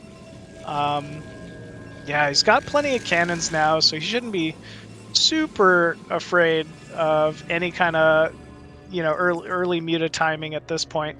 Hawk looks to just be droning up. 4th, 5th hatchery down at the natural, looks like. Yeah, you know what, Machine? This opening totally worked. Look at the economies, dude. Look at how many cannons Dienmax made. Yeah, he really did. I mean, delayed his tech as well. He's forced quite a few Corsair. We're not seeing +1 out of Dienmax either. I think Dienmax even delayed his natural gas quite a bit because he was just expecting so much more pressure out of Hawk. Yeah, this is the big issue, though. What's he going to do about these Zealots? Because they're going to have speed soon. And we don't see any fortifications on the 3rd base. And also, he didn't actually make Mutalisks. Because it was a fake, pretty much. So he might actually die to this. Yeah, I mean, we're not seeing any Sunkens. I think Hawk is in some serious trouble here. Ling's coming in, trying to flank these Zealots. But, as we said, there's no creep colonies down. There's no Muta completed yet. Zealots are just going to be allowed to walk in. Very nice wall off. Mutalisks do come up now, but here. Losing some drones though, nonetheless. If he hadn't lost any of those drones, I say he might have been in a decent position. But as it is, he took a lot of damage. Mutalisks just barely not fast enough. Yeah, barely not fast enough. They will eventually be able to clean this up. Really, the question on my mind is, does he save his Spire? If he doesn't save his Spire, this is big damage. Looks like the Spire goes down. That's a yikes. Yeah, definitely a yikes. Definitely Dienmax securing his position in this game here. Another drone even falling. And he's also, keep in mind, scouted now that it is absolutely Muta out of Hawk. So Dienmax can continue to just produce more and more Corsairs here. I'm thinking, like, if he hadn't made those Zerglings, maybe his Mutalisks would have been a bit faster, and then he would have been in a better position. Definitely. I think that is absolutely the case. If he, wasn't forced to make so many early Lings, the economy would have been stronger, and thus everything else would have been. But, Dienmax in a pretty good spot here. I wonder if he'll try to make an Archon just to kind of secure that, early survivability against Muta. Yep, we are seeing an Archon down now. Hawk needs to fix the drone count in the main. We're seeing 28 drones to the 47 probes of Dienmax. The next attack is going to be utterly brutal. Because he has such a weak economy that making the Sunkens necessary to survive just hurts him so much. Yeah, it really does. He really doesn't want to have to make those. We're not really seeing much at that 3rd base, and because there's no wall off there as well, it's a little more exposed. This could be scary. I don't know if he got Storm, or if he's just going Zealot Archon Corsair, but if he does have Storm, then I think he can do is actually siege the bases and storm the drone line. He's that dominant right now, he could actually go for that. Yeah, he absolutely could. Ooh, Archon almost picking off a Scourge there. Looks like, is there a DT at the field? What is that at 6 o'clock? That was like, it looks like a DT killing 2 drones. So, nice even more damage. Yeah, I think that's the first time he's scouted Hawk's 3rd as well. Yeah, this looks to be like a Zealot Archon timing. Oh, he's mana creep colonying himself too. I don't think it's going to matter though, because he might just lose the base right now. Ooh, big connect from that Archon, getting a couple shots on purpose, never mind. To these Muta. Corsairs are coming in from the flank, but I don't know, it might be a little too late here. Again, he doesn't die right now, but the damage, man. If Dienmax takes a 3rd behind this, he could double expand right now. I mean, that's how dominant he is. He could literally just make 2 Nexi right now. Yeah, he definitely should be taking a 3rd after this. This was big, big damage. We're still seeing that drone count 30 to the 50 of Dienmax. Dienmax has absolutely secured himself a very comfortable position here. The Mutas are very bruised. I don't think there's any chance of a counter timing coming out of Hawk here. And Dienmax actually smells blood. He's just moving, steaming across the map with this group of Dragoons, trying to end the game here. Yeah, when a Zerg is weak, just keep kicking him when he's down, because he can't make drones and units at the same time. So, just keep going for it. Ooh, nice pickoff on that sunken here from Dienmax. Muta's trying to do what they can to really flank. Zergling's coming in as well. But Dienmax has found himself a great position here with these Dragoons. He should be able to siege down that hatchery, and actually he's just going to move in for the kill. When you can win with only gateway units and no storm against Zerg, you know you're ahead. Yeah, you definitely have a massive massive advantage here. We're even seeing the third base going down here from Dienmax. Overlord's being picked off. Hawk actually has a very unfortunate supply block at the moment, and this game looks to be all Dienmax. Mutalisk going out trying to see what they can do, which is not much, unfortunately, trying to cut off some reinforcements. I mean, good move, but not enough. Yeah, Dienmax looks to just be trying to push in here. There is a good sunken wall from Hawk here. Muta's being produced as well. Looks like the Hydra Den being targeted down here. But yeah, Dienmax is just happy to trade these units at this point. Drones being pulled off the line. Big eco damage being done here by the Protoss. This is pure Dragoon too. I mean, he could still be producing Archons behind this, and there wouldn't really be much that Hawk could do about it. Yeah, it looks like that's what he's going for. Not even bothering with Storm, just Zealot Dragoon. Again, cutting off some reinforcements, but the Zealots can still join the fight. Muta's got some nice pickups there, picking off a Templar as well as a couple more Dragoons. I mean, maybe there's a way if Hawk continues to get these really good trades with this group of Muta to get back in this, but you know, it's definitely going to be an uphill battle here. Ooh, Hawk scouting the probe transfer. Yeah. Could catch that if he wants to. Goes for the Templar instead. Oh man. Ooh, there's so many cannons at this third base though. Imagine Hawk had 2 expansions behind these moves.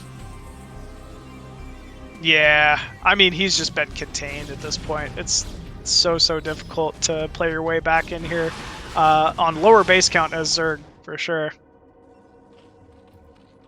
Hawk just kind of buying some time, using this Mutaflock to really take Dienmax's attention, forcing a lot of cannons, for sure. And it looks like he is going to end up scouting the Corsair production in the main, so he knows Dienmax is doing what he can to try to counter this Muta tech here. Mutas do have +2 armor, so they're actually tanking very well against these Corsairs. But yeah, I mean, make no mistake, Hawk is in a very tough situation here. Yeah, and looks like Dienmax just wants to get more ahead now. Doesn't feel he has to go kill the opponent. Gonna catch some Mutalisks a little bit. He definitely doesn't have to, you know. So I agree with this. I think he could even just send a probe to 12 o'clock, you know, start Nexus there, start production there. There's not really a spot for Hawk to counter with these Muta, just because there's so many cannons everywhere. Ooh, big storm! Yeah, big storms. That was very well done. Yep, probe trying to go to 12 o'clock. Hawk does scout that out, though. Ooh, big Overlord catch from Dienmax, though. And actually, Scourge trying to pick off the remaining Corsairs. They do get them, but still, good trades, I think, for Dienmax. So Dienmax drained every single storm, but there are just so many Dragoons. I mean, there's just no reason to attack here if you're Dienmax. Yeah, he just needs to sit back and contain. I mean, this is exactly what Hawk wants. He wants you to trade into 4 Sunkens Pretty much, yeah. with no storm. Yeah.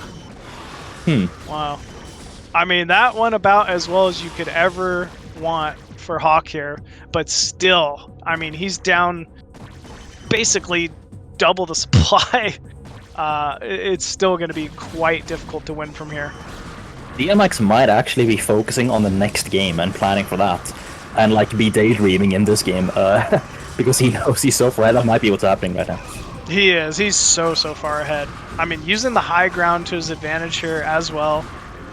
Hydra's trading pretty decently against the Dragoons, but still, it's just the constant rally of Dienmax, and Dienmax taking game number 2 there pretty convincingly. So well done there from Dienmax from kind of a deficit at the start too. It was a very nice comeback. Yeah, that was kind of a shocker. We definitely expect Hawk to be the favorite here, but Dienmax Yeah. proven, hey, I'm not out of this yet. You know, he's got some good PvZ chops. Hawk maybe trying to switch it up with some unique play, that early Zergling pressure, 2-hatch Muta style. But Dienmax did what he needed to do to take the game, and now with that, we'll be going into game number 3, and it should be Hawk's map choice here. Indeed. So, interesting. It's gonna be interesting to see what he chooses. What do you think is the most Zerg favorite map? Like, what would you pick if you were Hawk right now? I don't think Circuit Breakers is a bad idea. Like, I think the GOAT map would be Vermeer, but obviously Dienmax took that for game number 2, so it won't be an option. Yeah, I really think Circuit Breakers is not a bad idea here for Zerg versus Protoss. You know, yeah, Protoss only gets like a mineral only third, Right. which I think is always great for Zerg. And yeah, it is going to be Circuit Breakers. I agree. Yeah, it's a good choice. If you can get to 4 bases, sure, that's okay, but that's really a late game thing. I mean, the 3rd base is not particularly easy to take, and when you get it, it's just a mineral only. And Protoss really needs gas. Right, they really need gas. It kind of forces Protoss to play ultra passive, ultra defensive until that, you know, 3rd gas has been taken. And actually, this is a great map for Zerg to kind of expand to another natural with their third as well. Like if Hawk gets away with something like that, it could be trouble here for Dienmax. And with that, yeah, it's going to be Circuit Breakers game number 3 here. Hawk going up against Dienmax. It looks like we are ready to go. So let's jump into the game. Okay, and cross positions, which Hawk has to be happy about. Now, you were saying you can take another natural as your 3rd, and honestly, on this map, both styles are great. If you take another natural as your 3rd, but the Protoss probably is just going to get the mineral only, although in that situation, he could try to go for the middle contested gas bases. But yeah, it's going to be great. But also, if you take your own natural 3rd, either the mineral only or the middle contested bases, then you can really harass the Protoss as he struggles to take a 3rd that is only a mineral only anyway, with high risk harassment. Yeah, it's true. When I think of that style, I think of Eon Zerg. Exactly, yeah. Eon is very good on this map in particular in this matchup. He's just phenomenal at using the counterplay, small groups of speedlings to delay 4th bases, delay 3rd bases. And yeah, it's definitely something that's proven to be difficult for Protoss to counteract. But yeah, it looks like Dienmax, nothing out of the ordinary. He's going to be putting down that first pylon at his natural as expected. We are seeing the 9 Overlord out of Hawk here. Oh, maybe it's Overpool. Okay. Overpool, I think yeah. very safe, very middle of the road build, as we'd expect from Hawk when it's, you know, down to a game 3 scenario here. So I like was this just thinking, if you predict another gateway expansion on this map with a wide entrance, you could actually go 9 pool speed and kill it. But I don't think Hawk is willing to do that when it comes down to the final game. Yeah, I don't think he is. I feel like, kind of like we were talking about with JayStar and OyA earlier, Hawk probably thinks he's the better player, right? Why ever like have it come down to a risk? Unless you're ahead up a game, then you can go for it. Right, exactly. But this is it, fellas. Like, this is match point. It's all down to this. If Hawk drops this game, he will move on to the elimination match, and same for Dienmax. So both these players going to be pulling out their best play here. I really want to see what expansion he goes for. I think taking another natural would be great for Hawk's style, but it's not something Zergs are doing much these days. It's fallen out of favor, even though it's still valid and still viable. So we'll see if Hawk goes for that or not. Yeah, I kind of feel that, especially given their positions. If they were, let's say, close vertically, and then Hawk could take bottom left natural as his third. I think that's very viable, but as is, if he took one of the other naturals here, it would just be so close to Dienmax's own natural and so easily to reinforce that it can be a little iffy at times. Yeah, it's definitely easier to defend, so there's a defensive argument to be made, and scouting the Zealot, by the way, so he knows it's a gateway expansion. There's an argument to be made defensively also for taking the close base, which is you're not going to get harassed as much. And he might think, if I can just survive, I'm going to win this in the late game. Yeah, and that's, I'm sure, exactly what's going through his head at the moment here. Dienmax having to deal with a little bit of Zergling harass here. Wow, Zerglings get into the main first 3. Dienmax is harassing the third with a single Zealot at the moment, but not really doing too much damage here. Great start for Hawk right now. Still no Vespian gas here for Dienmax. Also no Forge at the natural. But yeah, Hawk... He's crumbling a little bit under the Zergling pressure, like his build order is falling apart. I mean, Hawk is just so good at putting on the constant pressure here. You know, he's going to try to keep these 3 Zerglings in the main as long as possible, even if they're not getting kills, which and they are. Even. Yeah. Wow. Man, big pickup there. Every single probe is huge in this matchup. Yeah, and this Zealot not going to be able to find any damage, and we might see a Zergling all-in, because he seems to be making a lot of extra Zerglings right now. I feel like with the speed. Yeah, I feel like with the lair, maybe not. I think he just wants to make sure, even if Dienmax counters with 2-3 Zealots, he's going to be fine. They may actually be defensive links. Then lose a drone. Okay. Does lose a drone. Big pickup there for Dienmax. Very well done. He's also forced a lot of lings. He's still not getting gas with 3 probes, dude. Like, he cannot handle this constant annoyance. It's really losing probes too, and his build order's delayed. He could actually die to Mutalisks, even, the way this is going. Yeah, he really could. I mean, Hawk just gaining every single advantage he can here. Drone count slowly going up. 2 lings still inside the main. Look at all the probe pulling that he's forced. Doesn't even have to kill probes. Dienmax is moving out with a couple more Zealots, trying to go for some type of cheeky harassment here. We'll have to see how that pans out. And he has to scout too, actually. Because for all he knows, there could be a Hydralisk then, and a bunch of Hydras right now, and he just has to scout with those Zealots to know. He did scout the main with the Zealots, and he saw the lair, so I think he has to assume it's likely going to be Spire. But, I mean, who knows? Hawk could change it up and still put down a Hydrogen, and it would probably work in this scenario. I mean, there are some, 4-hatch lair Hydra builds that you could do. I know, these Zealots coming in. I'm going to force these drones to run. I'm going to scout more drones coming out, so he knows that it's not like a lurker all-in yet, or something like that. Ooh, does grab 1 drone. Going for a couple more kills here. And another. Ooh, big pickup there. Dienmax doing what he's got to do. Still, we are not mining gas as Dienmax. I mean, how can gas still? Oh, because the Lings got a probe and he never... I think, maybe? Yeah, that's probably what happened.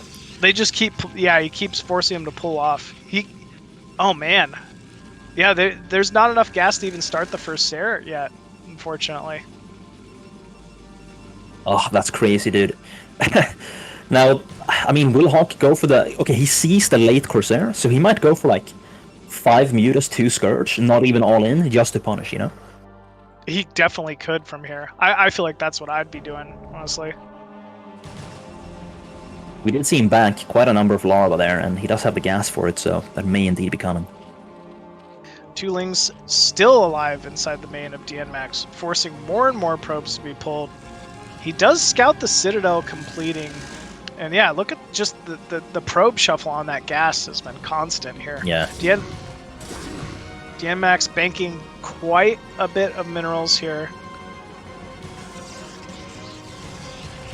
Does have the natural gas up now. Ooh, gets Final one probe last probe. And during all of that, he saw that the Stargate was not flashing. But he didn't choose to capitalize on that too much. He just made drones, which is fine too. Yeah, he's made a lot of Scourge. He's made a lot of Scourge, actually, for someone who didn't see any Corsairs yet. Yeah, fair enough. Well, I mean, this could just be for scouting, it's like a free scout almost. Yeah, even another pair, so yeah, you're right. Overmaking Scourge just a tiny bit, but... Maybe I'm being too nitpicky. 4 scores isn't that bad. I mean, he You doesn't gotta- need to hyper optimize it that badly. Like, he's fine, guys. He's Yeah, actually fine. Exactly. He's fine. 6 hatchery even going down. Evo chamber at the third base for Hawk. Hydroden going down as well. I mean, look at that drone count. 35 drones to the 40 probes of Dienmax. Hawk sitting very pretty. Yeah, on more mineral patches too, so it's just... That's a big yikes. Looks like he's preparing to take a 4th, perhaps? Or there's that drone. No, never mind, he changed his mind. Okay, Mutalisk spawning now. And these Mutalisks are probably defensive to stop these Zealots coming out right now. We do have speed. Yeah, Zealots do get scouted. There was no sunken at the third, so Hawk is going to need to be very diligent with this Mutaling. Looks like now we're seeing a couple sunkens go down. But yeah, here we go. Oh, Dienmax even just going to... Looks like he's just going to fall back with these early Zealots. Yeah, they really wouldn't have accomplished much, to be honest, so... That's a fine choice. I feel like Hawk could just go for a 3rd or a 4th now. Yeah, for easily. sure. I mean, we'll see him take 6 o'clock soon. And then he could just go Hydra Lurkerling, like triple Evo Chamber, and just macro roll his opponent, really. For sure. Dienmax is... Yeah, I mean, he's still so far from being able to hold his mineral only. Yeah. What's the Corsair count look like? Only 2. 3 right now, because like 3, 30s okay. came out. But these are like reactive Corsairs, just to take a 3rd, I feel like. You know, they're not really giving any tempo, like he's not killing any Overlords, not forcing anything with them. They're just maybe there to take a 3rd, but by the time he has enough to deal with the Mutalisks, there's going to be a bunch of Hydralisks in his 3rd. And then after that, the Lurkers, then he's going to have to get Observers. Notice how patient Hawk is. He knows he's ahead right now, and this is kind of goes back to what we were saying before. A lot of Zergs would be like, "Oh, he doesn't have that many Corsair. Time to go!" He on Zerg would have ended this game a long time ago. I'll tell you that. He probably would have. Yeah, but I don't know. I kind of like the style from Hawk. You know, when you're ahead, get more ahead. For sure. Just guarantee the victory. We got a DT here, and if you were doing something crazy, this DT could like kill everything while you're not looking. But if you're literally just sitting here making drones, it's not going to do anything. Yeah, we're seeing the instant pull of those Zerglings from the 3rd to the 4th here for Hawk. He knows there's DT out on the map now. It's about that time anyway, 10-minute mark. But yeah, he's maybe just scouting out with these mutas a little bit. Ooh, Corsairs almost caught those muta. That would have been a little scary. And it looks like Dienmax is finally moving into a position to take us 3rd base. He does take a gas 3rd. Okay, so if he can hold us, that is of course the superior base. Yeah. I mean, you got to go for a risk, I feel like, at this point. He's on even supply, actually even slightly less supply than Hawk. Not something you ever really want to have be the case. In any matchup as this race, really. Yeah, really, you're right. Ooh, DT does get scouted, bottom left. Instant reaction from Hawk, and that's going to go down. But Dienmax maybe pulling this force into a bad position here. Yeah, he's going to take the high ground, which Hawk could have stopped from occurring. So that's a little bit of a positional advantage. Can take a better fight while he covers his 3rd, perhaps. If these units get stormed down here, this could be bad. Yeah, that's a massive storm waiting right there. Ooh, it is just a huge storm. 13 kills, my friends. Suddenly, Hawk, a little bit in a bad spot here. Drones being pulled immediately. Good reaction time here from Hawk. He did not have the vision on the map to see this coming, so he may even lose the hatchery. It's huge. He does at least get the cancel down on that. And I mean, he still has his mineral only, but yeah, this was really the play that Dienmax was kind of looking for to get himself back in this. Big storm. Hawk doing a good job dodging. Will he do it? No. Okay. But very good attack. He should not overstay here. He should not get caught. He needs to get out and just play 3 base right now. Ooh, probe transfer at the perfect time. Well done here from Dienmax. Yeah, maybe needs to even up the probe count at the natural a little bit, but still.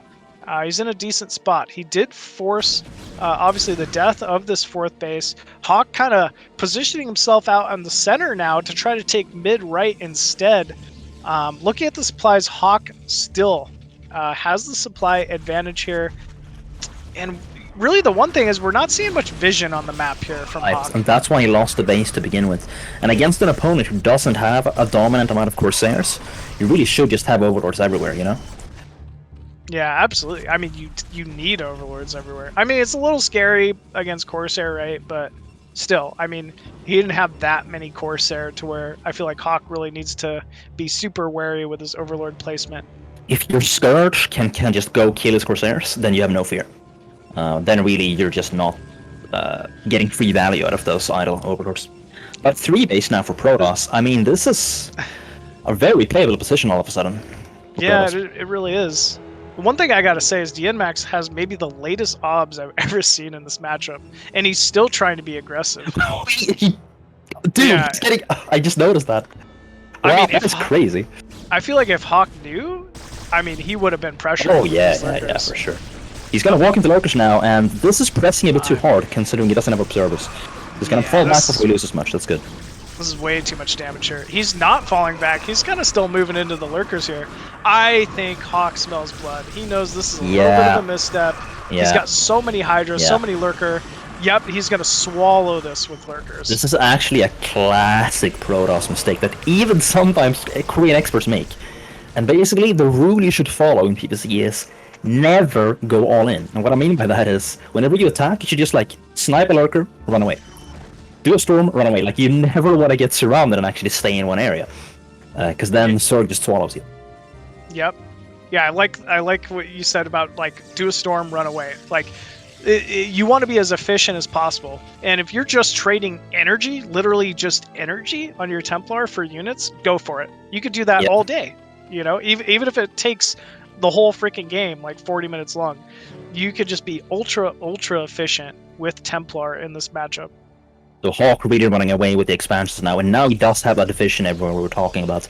He's got Lurker positions, almost playing like a management Terran style here, because of that overstep by Dienmax. Yeah, it's kind of his calling card in this matchup. You know, I think a lot of Zergs might have tried to overstep and maybe get a little too aggro with... Oh, is this a drop? It could be a drop. Yeah, anyways, I think they could get too aggro with their Lurkers, but Hawk just really forcing Dienmax to move into, you know, Lurkers that are very well positioned at all times. So, Dienmax, though, being made. Is taking his mineral only and bottom left. If bottom left gets up and doesn't get scouted, you know, he could be able to pull his way back into this one. Yeah, you know, Hawk really has the resources, the units, to just shut that down, like scout everything, send 10 links there, you know?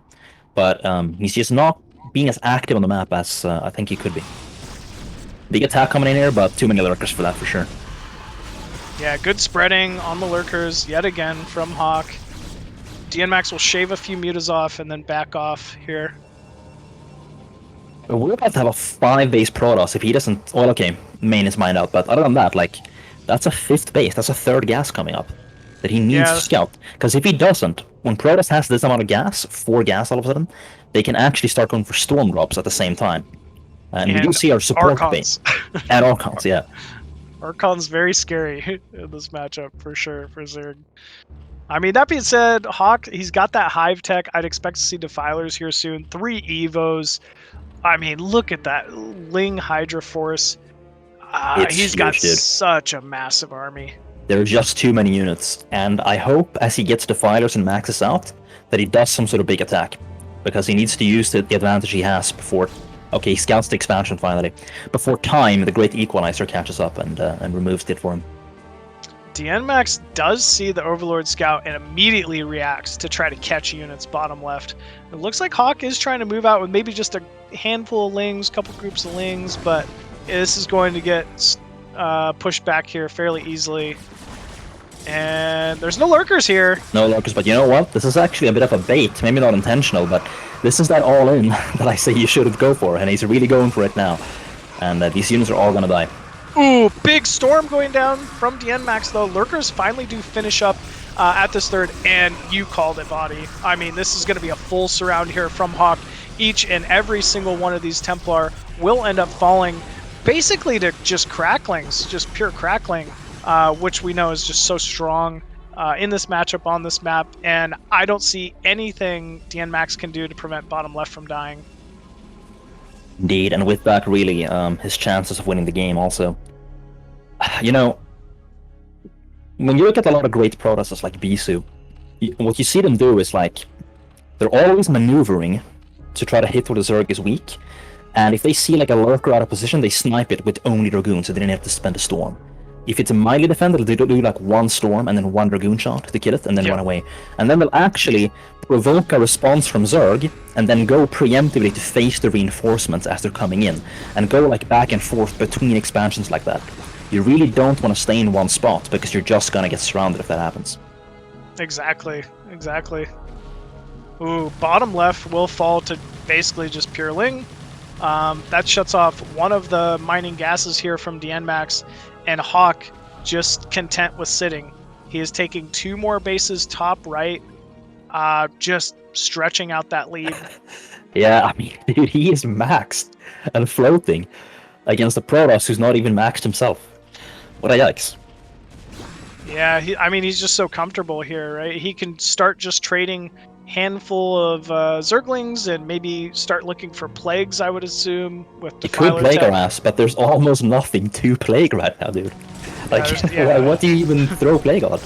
Yeah, there's not that many Zealots for sure. Here we go. Looks like Dienmax moving in here, but there's so many Lurkers. There is a couple Reaver, though. This could be scary for Hawk, but actually great surround on top of those Reavers. Only one Reaver remaining here, but still quite a few Lurkers defending top right. It looks like Hawk going to be flanking this with his rally as well. And yeah, units at the top, they were like getting called by the units at the bottom. They're like, hey, do you need some help up there? And they're like, nah, it's good, we got it. And then the units at the bottom are like, you sure? Don't be silly. I'm coming. He didn't even need the reinforcements.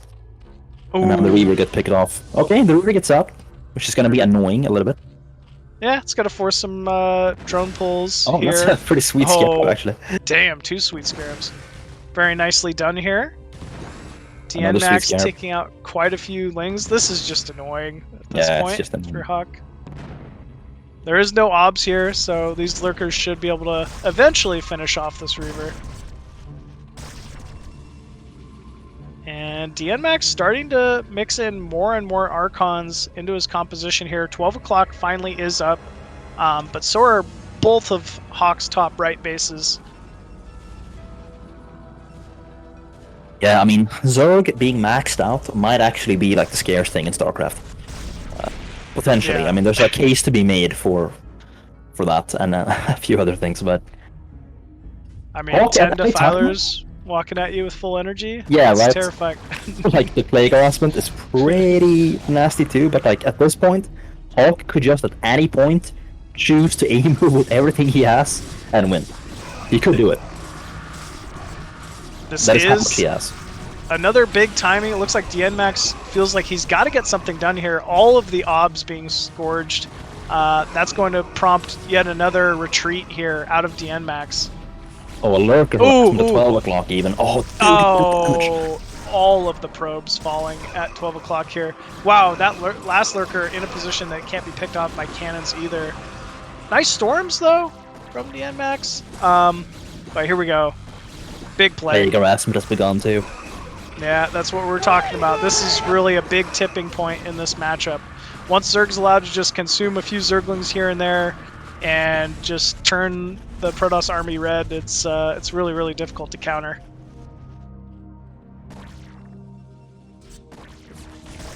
And there are still no probes at 12 o'clock because of the Lurker. Oh, this is definitely a misstep.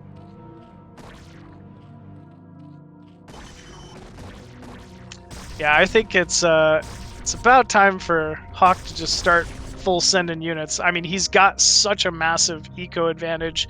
He has to know it. I think he enjoys the style, though. I think he has fun winning without attacking, you know? It is fun. It is a style you can play. I do like playing this way as well, for sure. But I mean, He can at some hold point, places and just harass with Plague. Yeah, yeah. Oh, Dienmax maybe going in for an engagement at 12 o'clock, or 6 o'clock rather, and Hawk attacking 12 o'clock here. He has so many bases, Hawk, that if he just ferries drones around, he can totally lose this base and be fine. Just send him somewhere else. Yep, send him top right. I feel like that's kind of the play here. Could get some juicy storms from the drones, get a decent one. Yeah, that was definitely a decent storm. Gets us some lurkers as well. Dienmax might be taken out 6 o'clock here. Oh, man. Huh. These have definitely been good trades for Dienmax. Yeah, he kept 12 o'clock, but took out 6 o'clock, which is pretty sweet for him. Big plague going down the Dragoons, but it's not enough. Hawk going to be forced to kind of flank this with some more units. Eventually, this should get cleaned up. And that's another wipe. A lot of times, if Protoss loses the army like this, it's a turning point. It's the beginning of the end, when they go all in, when they overstep, when they get caught. And multiple times now, Hawk has managed to completely wipe and reset the Protoss army. Yeah, I was going to say, it's not like this has just been one reset. I feel like Dienmax has lost so many armies this game. And this bottom left base, I mean, can he really hold that? We got a Dark Swarm attack coming in. We're just going to wreck these cannons. Yeah, pretty strong play here. There are Zealots coming up the ramp, though. They should be able to clear off what's left of these Hydra, but this is where Hawk really should be just kind of trickling in Lings bottom left. Yeah, I agree. He could go for a Lurker drop bottom left as well. I mean, he definitely does not want to give Protoss bottom left main, because that just means the Natural's going to be that much easier to secure from there, and it could, you know, start proving to be a little tricky for him. Yeah, if he lets off the pressure now, he could actually lose. His economy is actually quite weak. Although he has a lot of bases, he lost so many drones because he didn't transfer them fast enough at 6 o'clock. He's stuck making drones now, and if that lasts long enough for Dienmax to really fortify bottom left with Reavers and Cannons and Templar, he could get back in this game, because Hawk has been a bit too passive. Yeah, it absolutely could. I mean, he's just got the perfect position to drop bottom left, though. I think that's really what he should be aiming for. A Doom drop, or not even a Doom drop, just like a medium-sized Crackling drop, could certainly do wonders right now. Crackling with one Defiler, right? What is there? It's just, it's not even cannons bottom left. It's okay, just, we got a Lurker drop again, and this could be huge too. That could be huge. And he's attacking at the same time, so the opponent would notice. That's very good. Ooh, here we go. Defiler, Lurker is burrowing. Looks like we are getting the orange Cheeto dust going down. Lurkers burrowing bottom left at the same... Or not! No, dude! Overlord goes down with 2 full Lurkers. Oh, man. Was looking pretty close here. At least he did clean up the majority of Dienmax's army here. Man, Dienmax, not that many probes at 12 o'clock, it looks like. I think to add Reavers now, and it's a little worrying for Zerg. Doing some Storm drops as well. That's probably why... okay, here we go. Can he get some damage? Not a lot of units to Storm, actually. Yeah, not a ton of drones. Oh, it looks like there is more in the main. Decent Storm, actually.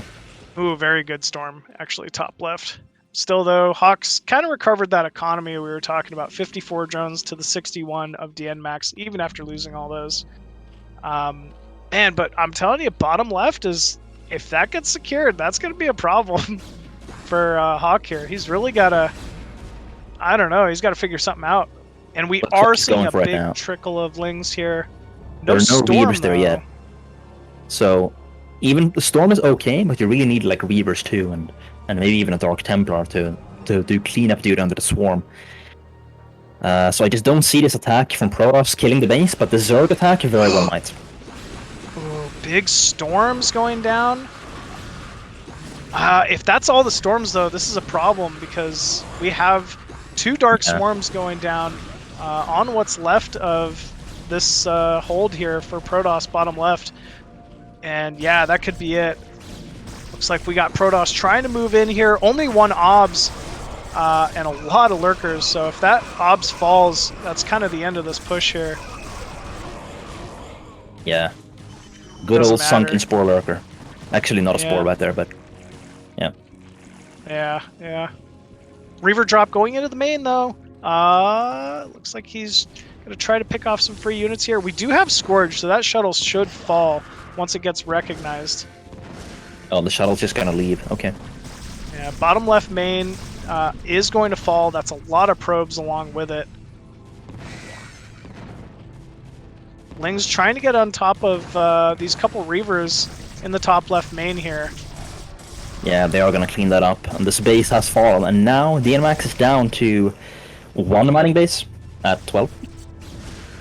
Yeah, really just the one mining base. Not a ton of probes at it. Oh, it looks like he's also trying to take the other mineral-only top right, but... You can actually just siege that from the top, so it's not really holdable. I feel like Hawk's really just starting to get a stranglehold on this game. Yeah. Yeah, he's really strangling his opponent slowly. That seems to be his preferred way of victory. Yeah, there's just, I mean, no economy left really to think of here for Dienmax. We're seeing quite a bit of gas banked up, but not really.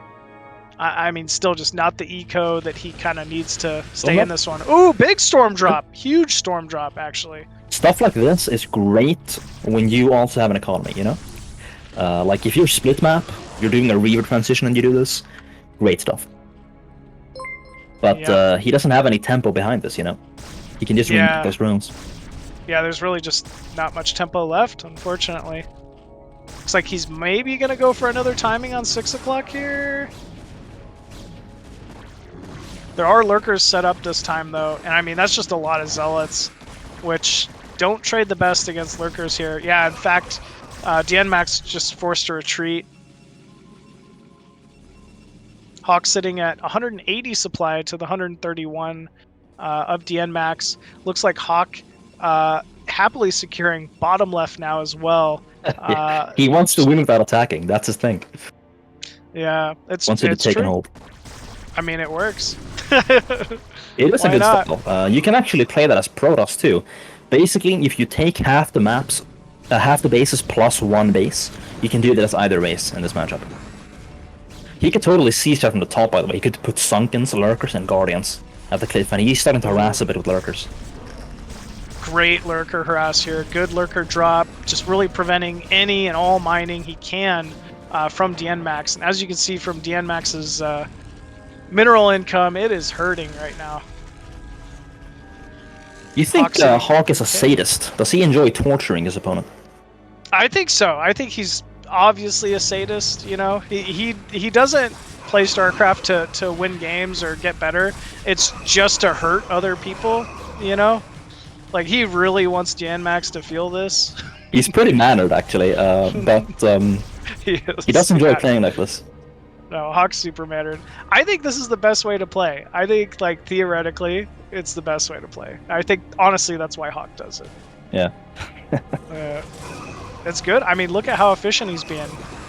He's kind of managed to hang on to a lead for this game, like the majority of this game, and, I mean, he's fine with that. Yeah, Dienmax got some blows in, and Hawk was like, yeah, that's cute, you know, you got a jab. Cute. Yeah. And then back to more domination. I gotta say, that is a lot of Archons for only 131 supply here for Dienmax. Yeah, it is. It sure is. Those depleted guys just coming in. I mean, Dienmax has got to do something here, you know? You keep talking about how he's kind of all-inning, like, is in these positions where he's almost forced to throw his army away. Ooh, nice drone pickup here. Yeah, that's pretty sweet, actually.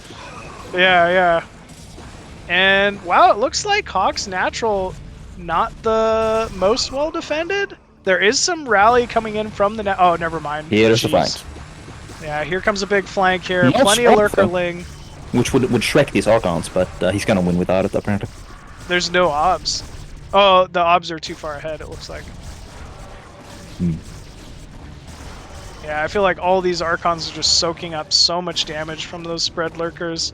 Hawk feels confident enough to start just chasing down what's left of this force here from Dienmax. Oh, he's trying to harass from the top, but he actually needs to move that further down. There's only like 1 mineral patch that you can actually get. Or he could build Sunkens, because they have more range. Oh, that's actually a good call. Huh, Like, I don't know if balance. I've ever seen Sunken's hit from the high ground here. That could be cool. This is kind of the beginning of the end, I feel like. Once you get the Protoss's like natural rally kind of locked Yeah. up, it's very difficult for them to move around on the map. Yeah. And it will probably open up an opportunity to kill off the mineral only here. Shuttle sharking around here with the Reaver, trying to look for more drone kills. Ooh, He's it's so like, ready for it, dude. Look at that. I mean, decent Scarab, but like he can just make 5 drones instantly and and not care. it was really unfortunate he picked up that Reaver at like the last possible second before the shuttle died. Expanding again. Yep. Big Lurker Hydra Force moving into this natural positioning of Dienmax. Lurkers burrowing, and yeah, I mean, What's funny, by the way, is that this is like 25% of his army. yeah, he's got so many Lurkers spread out across all his bases. It's crazy. Well played. Wow, GG, well played. Looks like Hawk going to end up coming out on top there against Dienmax after yet another very close series. Both series so far today going down 2-1. You know, taking it to game 3 in each of the best of 3s. So yeah, some very impressive games so far from Hawk, from Dienmax, from OyA, from JayStar. And it's actually going to be Hawk moving on to face OyA in the winners match. So that should be very exciting. Dienmax obviously moving down to face off against JayStar PvP in the elimination match. But yeah, man, vOddy, we've seen some pretty impressive games so far. Still have a few more to go. Yeah. So yeah, folks, we are going to actually take a quick break here, but stay tuned. Don't go away. Up next, it's going to be OyA facing off against Hawk in the winners match. So we'll see you in a few minutes.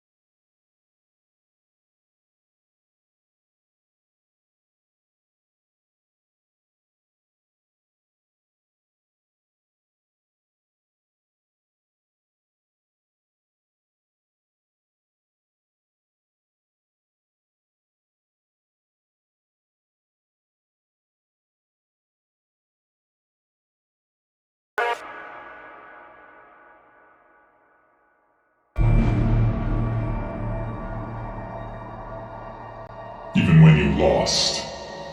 There's always a hope. Rise and fight.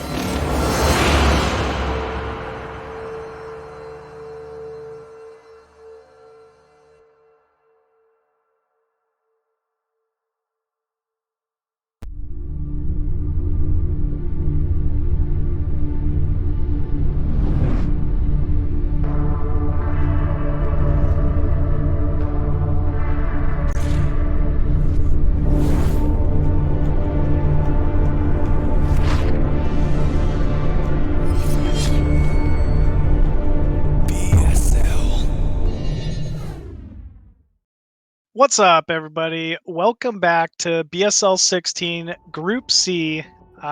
We've seen some pretty incredible matches so far today. Just got finished seeing Hawk face off against Dienmax and actually coming out 2-1 in that series, which is going to lead us to our winners match here. It's going to be OyA, the winner of our first series, facing off against Hawk in this winners bracket best of 3. So yeah, I'm super excited to see how this one's gonna go. What are your thoughts here, vOddy? Who are you favoring? OyA slightly. However, OyA has a tendency that we actually saw against JayStar to really go all in and pounce on any opportunity, which was interesting. Like when he had the observer advantage and the opponent was out of position, he didn't drop the reavers and snipe a unit. He totally attacked and won the fight, right? Now, that tendency can get you killed against Zerg, but he's a smart player. He knows that you shouldn't go all in too much. He knows the stuff I talked about with the lurker sniping, harassment. He's aware of all of that, so... Of course. I mean, you actually get to face off against OyA pretty regularly, right? And he's definitely one to really prepare for these matches. I could definitely see how you'd want to favor OyA, and I gotta say, I even think OyA would be the favorite here as well. He's just got such strong, macro and, as you mentioned, almost the opposite tendencies of a player like Hawk. Yeah. So, kind of interested to see a clash of two styles here. But he's pretty good at attacking while storm dropping, attacking while expanding. And against a player who has a tendency sometimes to be too passive, which might be Hawk's weakness, maybe OyA's weakness is he might attack when he shouldn't, that can really do well. You can really run away with the game in this matchup playing that way. Yeah, you absolutely can. Looks like our map number 1 here going to be Power Bond. Looking at that Zerg vs Protoss percentage here, looks to be a little Zerg favored. But yeah, 3-player map. It looks like every single base really has a gas, which is great for, I think, all races. Protoss as well. I think most Protoss would favor having a gas at your third base in this matchup. But yeah, it looks like we are just about ready to go here. It's going to be Hawk facing off against OyA ZVP on Power Bond. Let's jump into the game.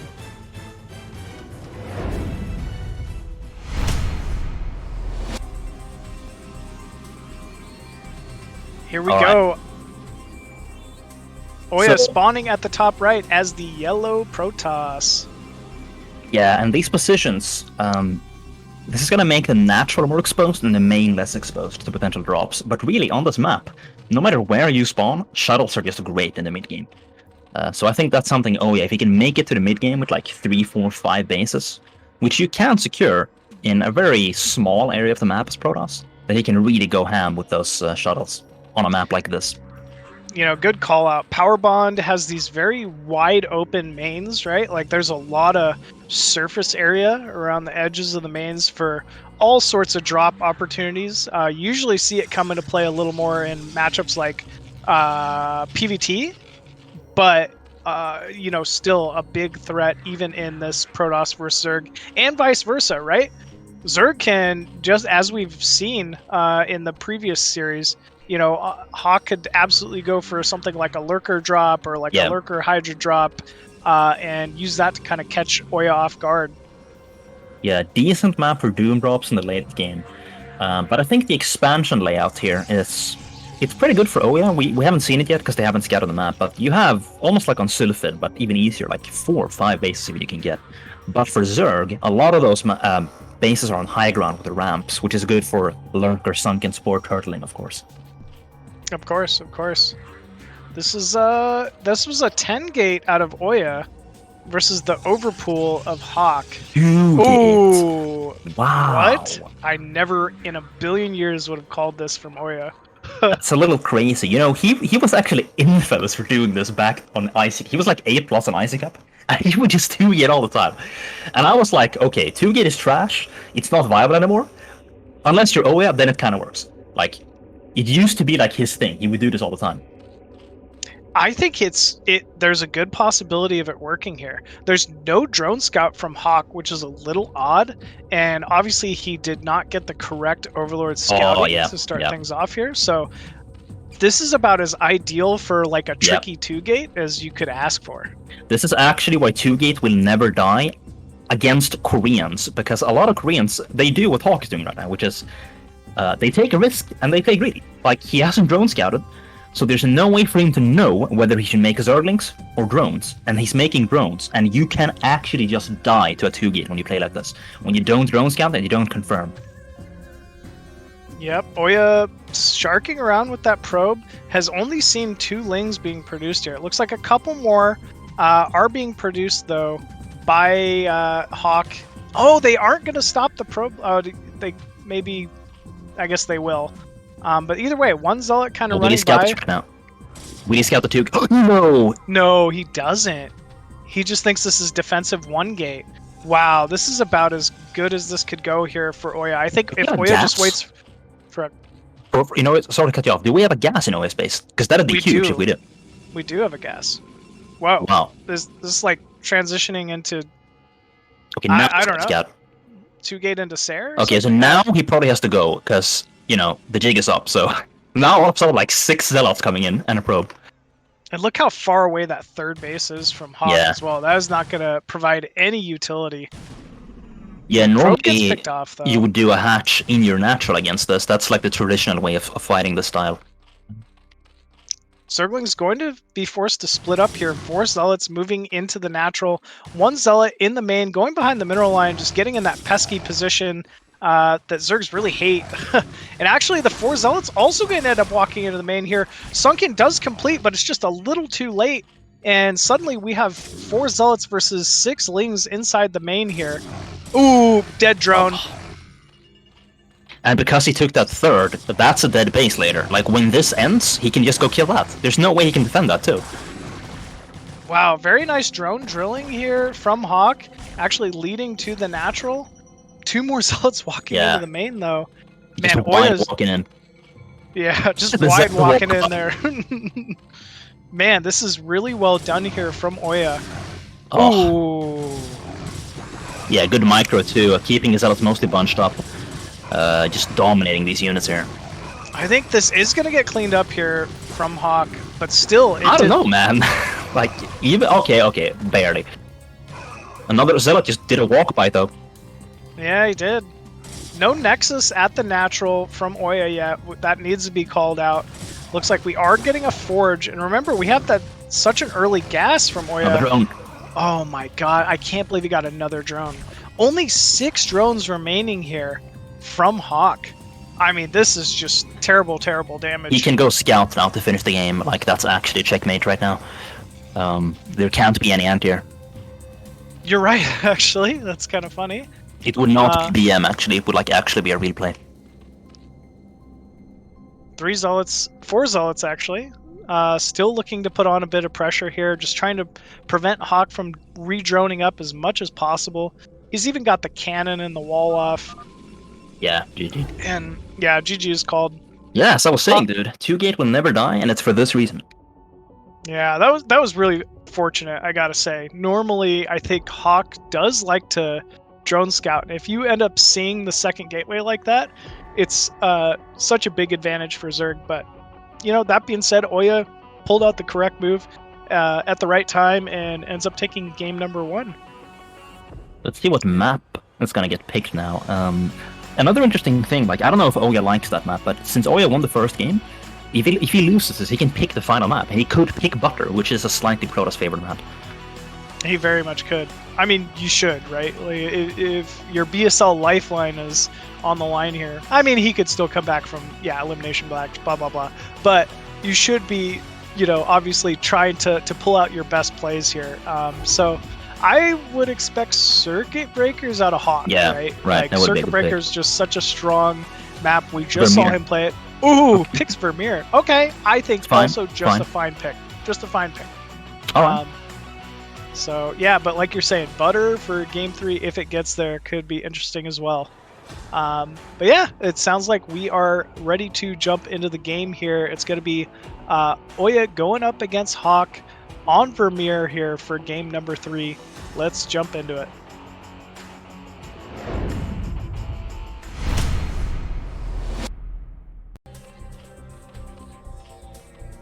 And Hawk spawning as the red Zerg at the top left of Vermeer. And the gray. Oh no, looks like we got a blue. Okay. So red versus blue, actually. Red Protoss top right. Now, I gotta talk about that 2-gate a little more, because that wasn't just like a standard, I'm gonna 2-gate and hope you don't scout and make drones and die. He like really faked that. That was a Protoss fake double. That's what that was. He faked a fast expansion. Yeah, with the wall off positioning of that first gateway, the second one was so hidden back, and we actually saw him zoning with that initial zealot to prevent the scout. So yeah, that was something planned and executed very well. He even waited long enough that even if the Zerg had gone for this, standard 6, even 8 or 10 first Erlings, it could still have worked, because eventually he's gonna make drones, right? If he assumes that it's a 1-gate. Right. And then eventually, as late as possible, when it was scouted, then he struck. But right now, looks like it's going to be a gateway again, probably a gateway expansion for real, and the reason I say that is that he didn't probe scout, so he's either taking a massive risk, going like Nexus first or something, which it looks like he's doing actually. Okay, so this is going to be Nexus first. Just, hoping there's not a 9 pool. I mean, it looks like he's going to get away with it, right? This is not looking to be a 9 pool. In fact, it is going to be a hatch first out of Hawk. Maybe something planned, right? Like, I think Hawk has pretty much switched up his build in every single game in his series so far. So this is maybe a little bit of a read from OyA, just knowing that Hawk very unlikely to go for some type of a 9 pool play here. Yeah, he did do it against Dienmax, but he's not going to do it every game, and it's a good gamble. You got to mix this in as Protoss a bit. Kind of like how as Terran, well, you don't have to as Terran, but you can mix in Command Center first against Zerg if you want to be really abusive. Anyway, so getting away with Nexus first, he can really do anything from here, everything just gets better. Hawk with quite an early gas inside the main. This is almost making me think this could be some type of 2-hatch opener. Yeah. Pure drones, obviously scouting the Nexus timing out of OyA. He knows he's under no threat early on from any type of zealots or something like that. So I like this play. Looks like he's going to scout this right now, the early gas. Although if you scout it at this point, is it still too early? Yeah, it is, right? Like, you wouldn't see it at this point, would you? Or is you'll see the layer start in a second. Okay, yeah. That's the tell. Yeah, there we go. Once you see that fast of a layer, like, OyA knows something's up here. Yeah, so we saw this attempt against Dienmax on this map, and this is a very Soma-like build order. In fact, he may have taken it from Soma. It's very possible. I think you're right. I think he did. Like, Soma, and I think Sulky actually does it as well. Okay, yeah. But you're very right. Like, they kind of popularized it. At least they're the Zergs I saw first start to kind of mix this in. So we'll see how OyA handles this. I mean, he did go Nexus first, so he can afford to, send another probe if he needs to. Although there's no need right now. There aren't really that many speedings trying to chase this down. Yeah, there's really not too many. I mean, he's just got the couple lings to kind of stave off this early probe. I think OyA knows exactly what he's up against here, right? It's definitely going to be some type of Spire opener. Yeah, out of he's OyA. checking the third base. He's going to find it also. So OyA really not very much in the dark. Only thing he doesn't know is that it theoretically could be like Lurker in the main, But he does have a Zealot about to find that out, hopefully. Spire's already underway. As you mentioned, this Zealot, ooh, could be walking by. I don't know why it's going to the third. If that just went into the natural, it would have been big damage here. I guess he didn't expect the Lynx to be at the third. He expected them to be at the natural, so he wanted to go to the third. That makes sense. Most likely, but he probably won't get a scout off here. But even just seeing the natural here tells him so much. He saw drones come out, you know? He sees no Hydras. So you're really thinking, like, this is probably not Lurker at this point, you know? Yeah, probably not Lurker. It's also probably not a Ling all-in. Right. Just given the Ling count that he's been able to scout. Still, though, like, third placement, it is later, right? Like, this is definitely a 2-hatch opener, but it's in fine time here for Hawk. It's not like he's really skipping out on too much eco. He's down 12 drones to 32 probes, which I think is fairly reasonable given the current state of things. Yeah, this is just like a builder you can do, apparently, where you can go 2-hatch Muta versus Protoss, like a ZBT builder. It's an opening, and I mean, he's causing OyA to make 2 cannons, you know? He's causing OyA to make +1 air, although he may have been going for that anyway. And finally, this Corsair is going to scout and see that it's in fact not going to be an early Mutalist all-in. It's just an opening. I mean, I'm a little surprised he's even choosing to scout with this first air. I think a lot of Protoss are a little... Like, if the Scourge came out immediately, yeah, I think he maybe gets a Corsair pick-off here. He might get it now, actually, because he does have Scourge chasing this. So we're going to see if he can juke this. Oh, see, he's leading. He's going to pick off this Sare. Hawk is good enough that this Sare is not making it home, I think. There's a very real chance. Most likely he's not going to get away, but he could do some juking. Let's see here. Oh, that's good. Guess he did, yeah. Wow, this might get out now. Might. Here. I don't know. I mean, he still has a line to cut it off from entering its base, so this could still fall. Oh, yeah. Go into the Fog of War and just pick a random direction. Yeah, that was good. Dota jungle juking. Oh, boy. Yeah, it looks like the Corsair will get home.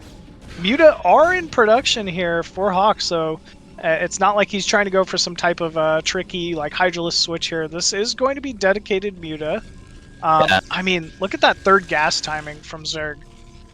This is he getting +1 armor on air? I'm guessing this is +1 armor. Yeah, okay. He might be playing like a Muta Scourge counterattack style. Although, if you do that, generally you prefer to take a natural expansion as your third, so you can sunken it up and take 4 base. So this might just be like to dominate the mid game, to slow down the third base, and of course to stop the Zealot Corsair timing attack with +1/+1. Yeah, I think you could be right here. Interesting. I think eventually Hawk's going to need a couple sunkens at some of these bases just to delay Zealot pressure and DT. He is fortifying his third now with that sunken, so that's pretty good. Only 4 Corsair move out from OyA. I think this is a mistake. Yeah, this could very easily get crushed, actually. Hawk is ready for this. He has enough Scourge, enough Mutas. The sunken at the 4th is really gonna zone off any Zealots too, and pretty comfortable start for Hawk, I gotta say. I mean, that being said, this is a good amount of drones being picked up here from OyA. Not really on the ball optimally with those drone drills to escape, so... And just the sunken was delayed. If he has 1 sunken at the natural there, I agree, yeah. Those Zealots do way less damage, but yeah, you know, as is, that's just how it goes sometimes. More Zealots going out right now, and I'm not sure what he's trying to find with those. Like, probably counter, like he's gonna lie in wait, and then when a fight starts, run into the main or something, possibly. Or looking for hidden expos. I think you're right. I think he's just kind of gonna go for some type of a counter here. A little bit of an odd Muta timing here from Hawk. Yeah, it's like he's expecting the dive. Ooh, that could be big. Okay. Very close to picking up. He probably wanted to morph those anyway, because he might be going Zealot Corsair Archon, so... Oh, the Zealot's doing exactly what I said, and there's no sunken still. Oh, man, this is massive drone pickups here for OyA. OyA looking so strong, as expected. 2 Zealots making it into the main here as well. Really forcing these Mutas to just completely fall back here from Hawk. And actually, OyA coming in with a bunch of Scourge now. Here comes the Corsair harassment with +1. pulling the Zerg apart, killing Overlords. And if he can kill these Scourge, that'll actually be huge. Oh, I don't know. Okay, loses 2, 3. I mean, okay. Now these Mutalisks can actually beat him, so... Yeah. These DT, DT walking into 1, natural. 2. Ooh, and he gets to that behind the mineral line, able to get a little extra damage here. Takes out one more Zergling. Is that Zealot still alive in the main too? Oh my Man. days, dude. You know so what? Annoying. Perfect game from OyA, except those Corsairs being lost. Other than that, he was dominating hard. Yeah, He's still in a great position though, but I mean, if those had stayed alive, he could really be doing game-ending damage right now. These Sairs at the bottom could still die. I think it's honestly what Hawk is hinging on. He needs to be able to pick up these Sairs. Then he might be able to get something done with the Muta here. Oh no, big Archon counter. Ooh, it looks like OyA is done making Sairs actually. He's not making any more, so he's just gonna do Zealot Archon now, and that might be why he made so many cannons. He's not actually planning to play with Sairs this game long term. He does end up backing up with those Sairs. Ooh. Good storm. Yeah, good storm taking out some of these Scourge here. And if these Mutalisks, see, one more dice. So there are still Mutalisks and only 3 Sairs, which means Templar Sniping is still a card that can be played. Muta turning around, trying to get back on top of these remaining Corsairs. Good spreading from Hawk here. And yeah, I mean, Hawk doing what he needs to do to still be in a playable position in this game. Picking off yet another Dragoon here as well. I feel like OyA could just take a third. Yeah, for sure. He's gonna be hunting for the probe, maybe, but you know, you can't do that forever. Eventually, it's just gonna go up, and it looks like he is planning to take that now. Third going up. Only with 2 on gas at the natural, and I don't believe he's mining the gas in his main still. Yeah, that's a yikes. Big Archon strike there. That just removed the one thing Hawk had going for him in this game, which was air superiority. These Mutas are no longer a threat. Yeah, they're just too bruised. I mean, 1 cannon would probably push these off at this point. Still though, OyA wants to get that surround, wants to get that committal. Hawk diving in, trying to get a couple probe snipes. But yeah, these are just so weak at this point. Can he have one more? No. Very close. So we got Hydras only against what's about to be a 3-base Protoss with, you know, plenty of Storm. He might even be getting Kairon Amulet right now. And really no way of sniping them without making another round. Look at the drone production from Hawk. I just realized he shot back up to 48 drones somehow. Very well done. 4th also. If he can hold this off, although what I'm worried about here is that he did no harassment while the army was moving. And really, okay, he's gonna get this Templar though. Okay, yeah, that is good. big. Every Templar is huge. He made actually 2 more Mutas to do, I think, or something. No Lurker, which is a little concerning. Indeed it is. Like, as I was saying, you really want to harass this army before it reaches you, almost like a Protoss versus Terran. But he was just allowed to walk all the way here, and even without Storm, I mean, this is a big problem. This is kind of an exposed Hydra Den. If that Hydra Den falls, that could be a little bit of trouble here for Hawk. Fortunately, Hawk has Hydras in the main and at the third coming in to flank this. Sunken's still morphing in at that natural, and I think he's got enough to push this back. He does. Overall, not a bad move from OyA though. If he can just, you know, keep this up without going all in too hard, while he maybe takes a 4th, while he makes more probes, that's actually really good for him. Yeah, OyA with a very comfortable 3rd base now. He's taken no pressure for the most part. Templar rallying in. He was able to pick off the remaining Mutalisks of Hawk, so those are no longer a threat as well.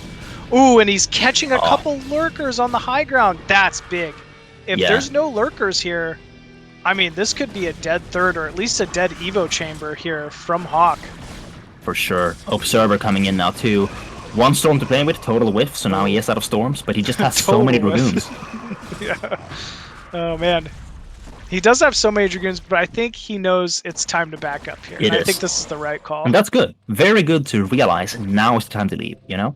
I did a bunch of damage. I'm gonna wait for these reinforcing Templar and then come back in. 4th base even going down from OyA. You can tell how comfortable he is in this spot. Yeah. Next, Very ahead right now. Oh, attack again! upgrade. Catching the lurker eggs.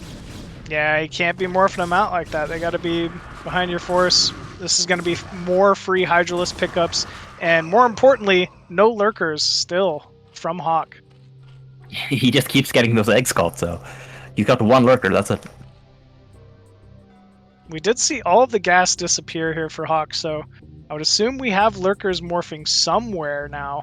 But he's got to wait till those get up. That Hydro we do. Force moving out into the middle. Wow, big concave here from OyA, moving into that natural. Yeah, he's trying to catch some Templar moving there, but he just could not run into Zealot instead. One decent storm goes down. Another decent storm. Another. Oh my days, he's just relentless. This Way to go for this the looks Hyper like then it right could now. be it here. This Could is be a just big deal. so many. Oh, Lurk's coming in alone. Storm. Yeah, this is it. You never want to be walking lurkers in. Unfortunately, Hawk just not set up properly with these lurkers, and I mean that's not a mistake you can make against a player the caliber of OyA. OG just has too much stuff too. Like even if you micro this perfectly, I don't know, man. It's an uphill struggle. GG. GG is called there, and OyA going to take the series 2-0 very convincingly. And actually, OyA will end up taking first place in this Group C. So well done. Hats off to OyA, as expected. I think he was a very strong favorite going into the start of this group, and yeah, he ends up making it out in first. So well done by him. Yeah, he was the favorite, and he takes it with one tricky game and one standard game. Yep. Close series against JayStar. You know, I could have seen JayStar's series go one way or the other against him. And speaking of JayStar, up next we're going to have JayStar, our Chinese Protoss, facing off against Dienmax in that elimination round. Winner moving on to face Hawk in the last chance match here. So yeah, this could be pretty exciting. This should be PvP. I'm not sure who I'd favor here. I'd maybe give JayStar the slight edge, right? He's I think so, because he made OyA bleed, and OyA is the favorite, right, in this group. He took a game off of OyA, you know, or put up some really good fights against him. Right, exactly. He did put up a really good fight. I mean, like you said, he took a game off OyA, and that's more than anybody else has managed to do in this group so far. So, yeah, well done by him. Alrighty. I think we're gonna go to a quick break here real quick, and then we'll jump into the elimination match of JayStar against Dienmax. Okay, So we'll be back soon. We'll see you guys soon.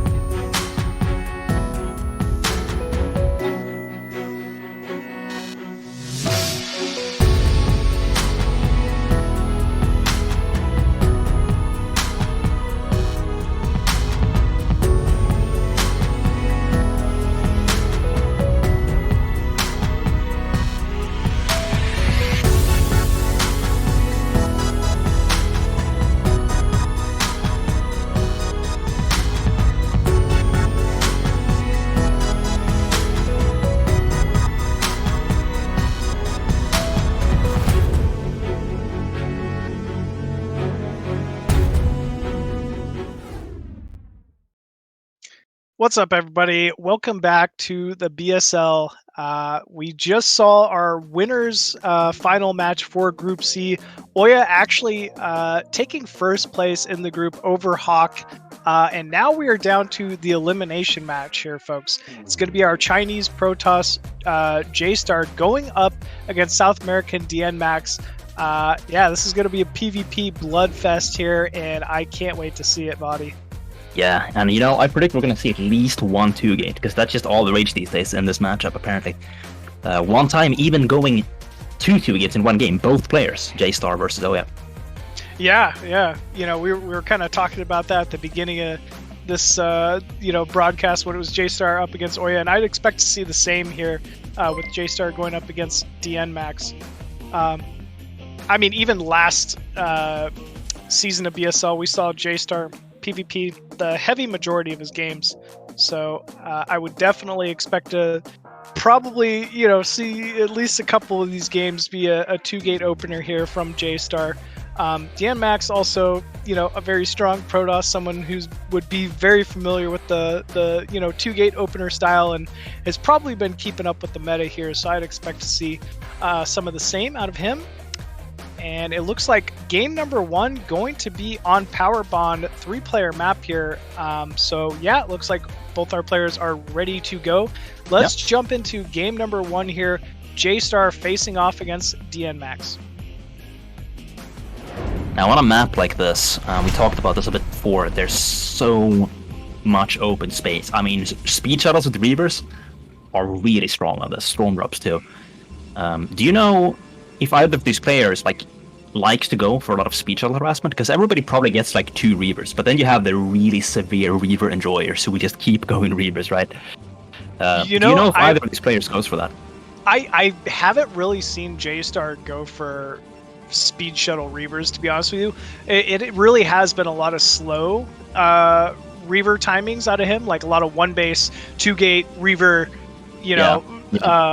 So but you know, like you're saying, this map in particular does open itself up to a lot of that speed shuttle harass, so we might see an adjustment here in his style. Yeah, if you're gonna play like that, this is a great map to do it on. Even just like if you delay tempo tech and you make more Dragoon Reaver and you use that power spike on the opponent is taking to stand outside of his natural.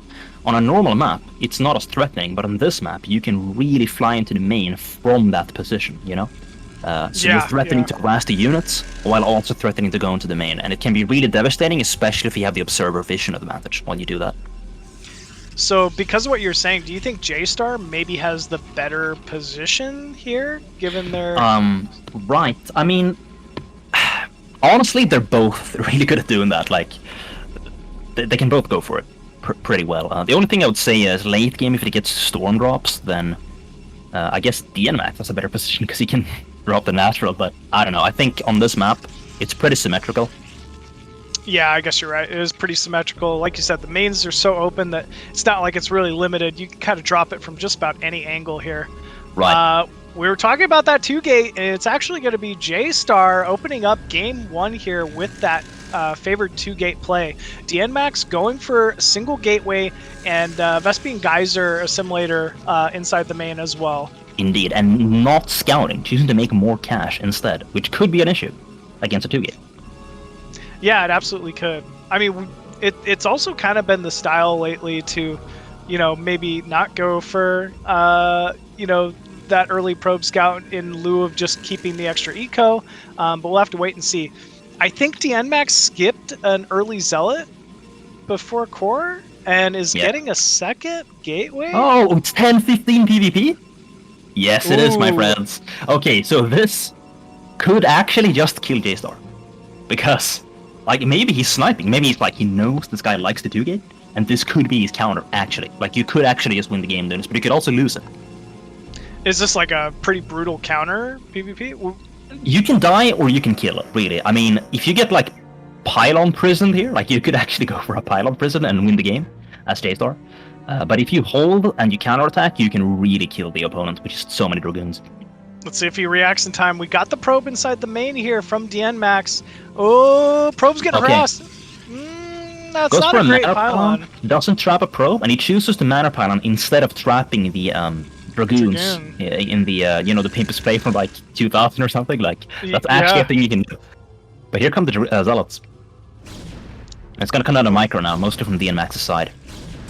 I mean, it is. I think 10-15 gate is definitely a build order advantage here, given their current situation. But we'll have to see. 3 Zealots micro, though. Getting inside the mineral line here. And those Probes. pilots are really making it difficult to save those probes. You're right. Ooh, big surround though from the probes, but JayStar Not a just mineral walk. relentless. Okay, now he's Oh getting my. a bit more of a mineral walk. Yeah, much more of a mineral walk. He did Yeah. lose a lot of probes though. Yeah, but here's the counterattack. So probably JayStar is going for some Dragoons on the ramp. And these pylons are delaying the counterattack. Now normally in a build order situation like this, you can actually just go kill the opponent, but he's clearing these pylons out and that's giving JayStar so much time to prepare. Yeah, it really is. Look at the probe count. 22 for JayStar to 13 of Dienmax. Yeah, that's a yikes. Yeah, definitely a little bit of a yikes here. Oh, Citadel. Wow, okay. If Dienmax is going for Citadel. Yeah. It's DT drop? Whoa. Yeah, it is DT drop. Huh. So he's reading. Oh, you know, maybe he's thinking like, okay, 2 gates into cannon expansion. He's thinking that's what it is, but it's not what it is. Because DT drop obviously is a common response to a fast expanding Protoss, right? Right, But right. he's not doing it, so I don't know. So Dienmax almost expecting the new meta. But I mean, this is what happens when you don't probe scout, right? You can never really be sure. And this will be a robo facility out of JayStar. I mean, maybe there's a world where JayStar doesn't get the observatory right and just guns it straight for speed shuttle Reaver harass and he could die to a DT drop. But I mean, Yeah. other than This- that, JayStar in a good spot. Okay, there's another thing this could be. He might not be predicting a cannon expansion after the 2 gate. He might be thinking that his opponent is going to go Reaver first, but block the ramp. Because sometimes people go Observatory, Reaver first, they block the ramp, and reactively make an Observer when they need it. But of course, dropping it in prevents that. That's the counter, you know? So that might be what he's hoping for too. Poking in with a single Dragoon here. Ooh, takes a good amount of shots from JayStar. Yeah, it's only 3 Dragoons too out of Dienmax. What a call here. This is 1000% gonna be DT drop. Observatory is on the way though, so man, maybe JayStar can get something done here. Yeah. I actually think that observatory is in time. Yeah, it really is. Like, the only way for Dienmax to win now, he would need to do some really sick tactics, like, you know, send 1 DT at the front, make the opponent attack, drop in the main or something, like, I don't know, provoke him to attack by expanding, but even if he expands himself, his own expansion is later. Yeah, it's looking like JayStar's just ahead in every way. Like tech, he's got the faster expansion, he's got more Dragoons.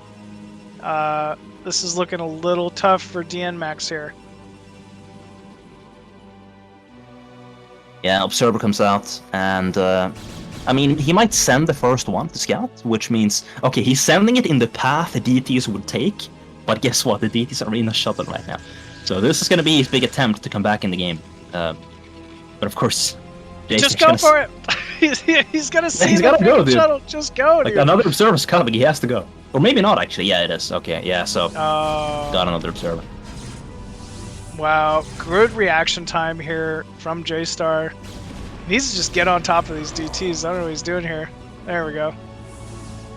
Dienmax able to save one of the DTs. Yeah. He does pick off a couple probes, but yeah, still not quite worth it here. It looks like he's gonna go for a 3-gate all-in follow-up, but like, I don't know, man. He gambled very hard.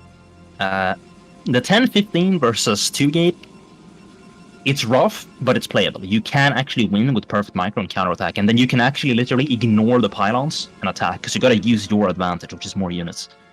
But he couldn't really execute that, and then he gambled hard on the DT follow-up, which didn't work either.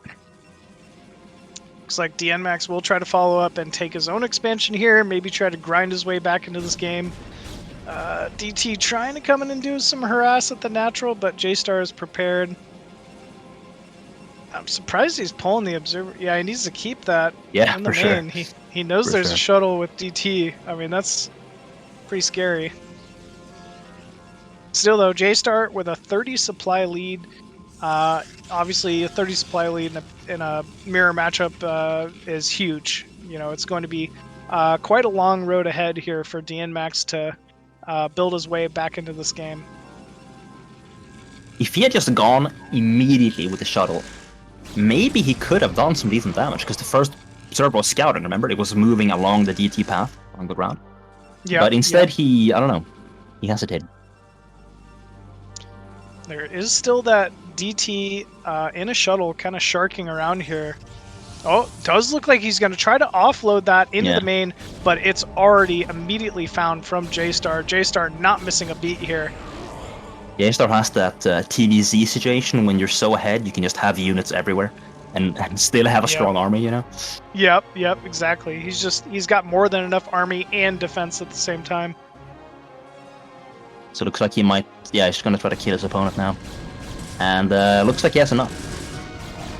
Yep, Zealots tanking the way. Probe pull coming in, though, from Dienmax, trying to get on top of some of these Dragoons and Zealots and prevent some of this damage.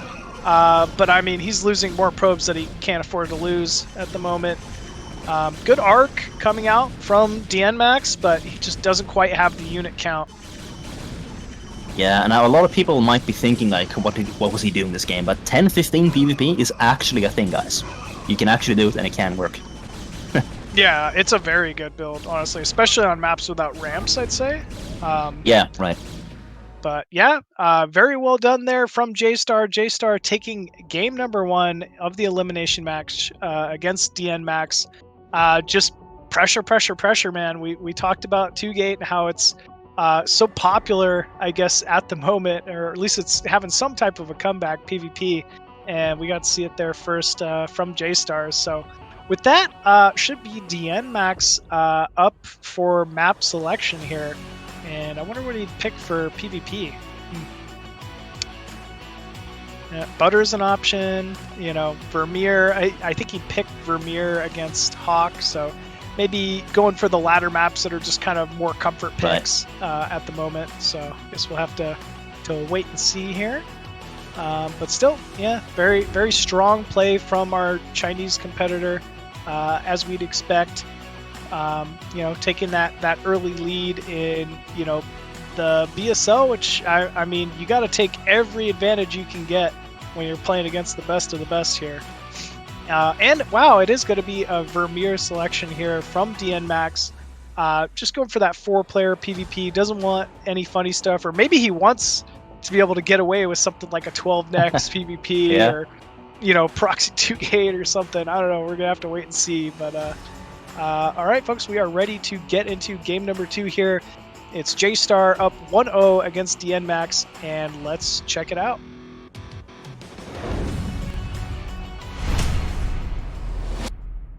All right, so cross positions here. Dienmax versus JayStar. Ooh, cross positions. Will we see a 12 next? Could that happen? Yeah, I mean, we could. He went 10-15, which is pretty crazy. So this man definitely has the balls to go for it. But you know what you can actually do on some maps that are huge in cross position? What's you that? can go 1-Gate, expand, and actually survive against a lot of stuff. Like you're saying, like, 1 gateway, make Zealots, get a Nexus. Oh, no, I meant like 1-Gate Dragoon, and then you expand with the of 1-Gate, you know? You can either make the Nexus first, then the Robo, or you can just like do an expansion without the shuttle and do like Robo, 1-Gate, Reaver, Shield Battery expand, but... I think I see DeWalt do that a lot, PvP, now that I think about it. Yeah, interesting. So, first pylon's going down inside the mains for each of our players. Is that an odd pylon positioning from Dienmax? It seems a little away from his ramp. Oh, I guess not. It's alright, I guess. Yeah, it's not bad. For some reason, I was thinking it was further south in his main.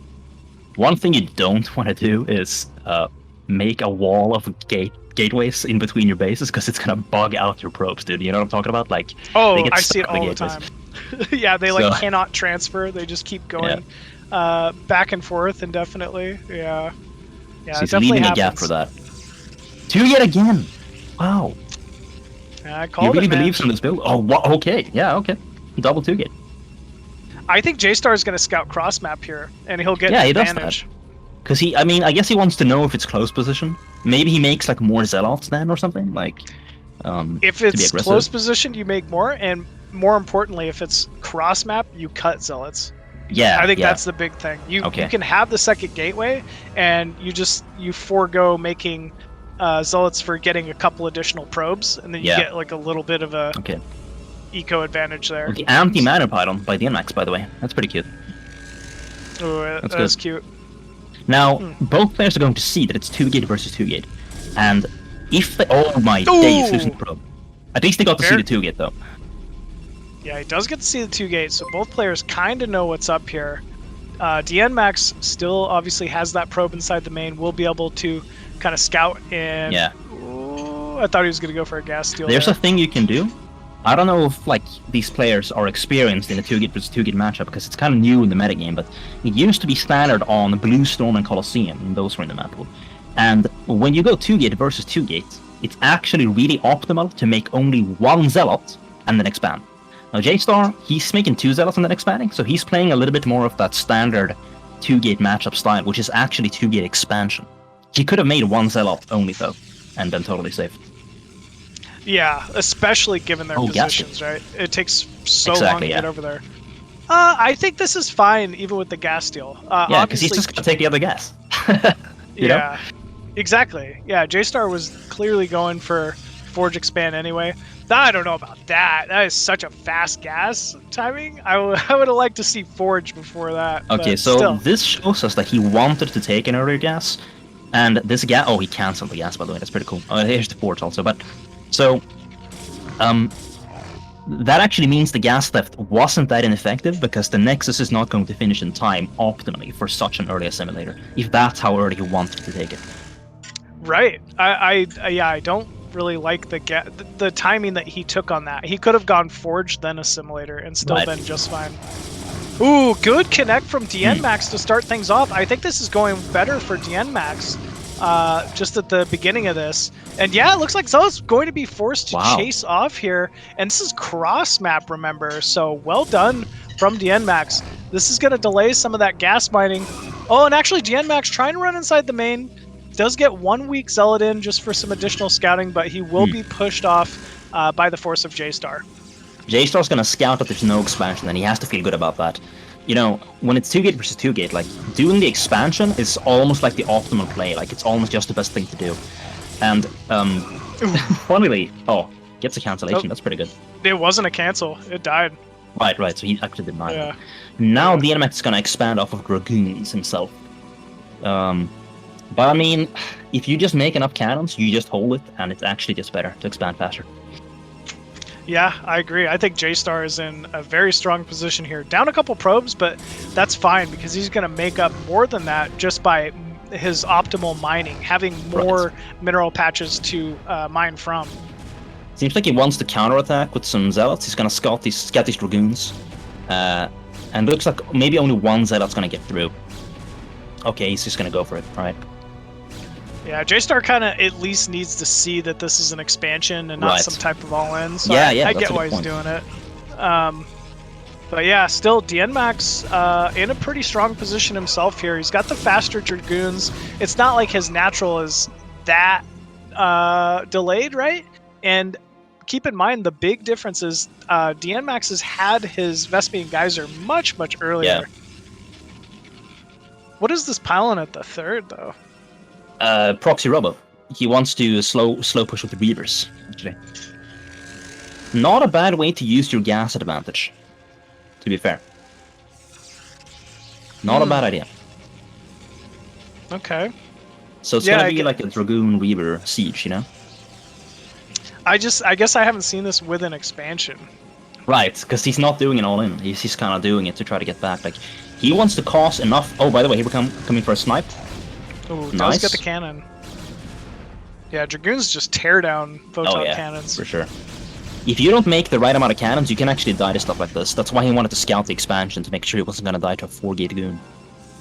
Does trade a Dragoon for that cannon, so maybe not the best. Actually, he's lost 2 now.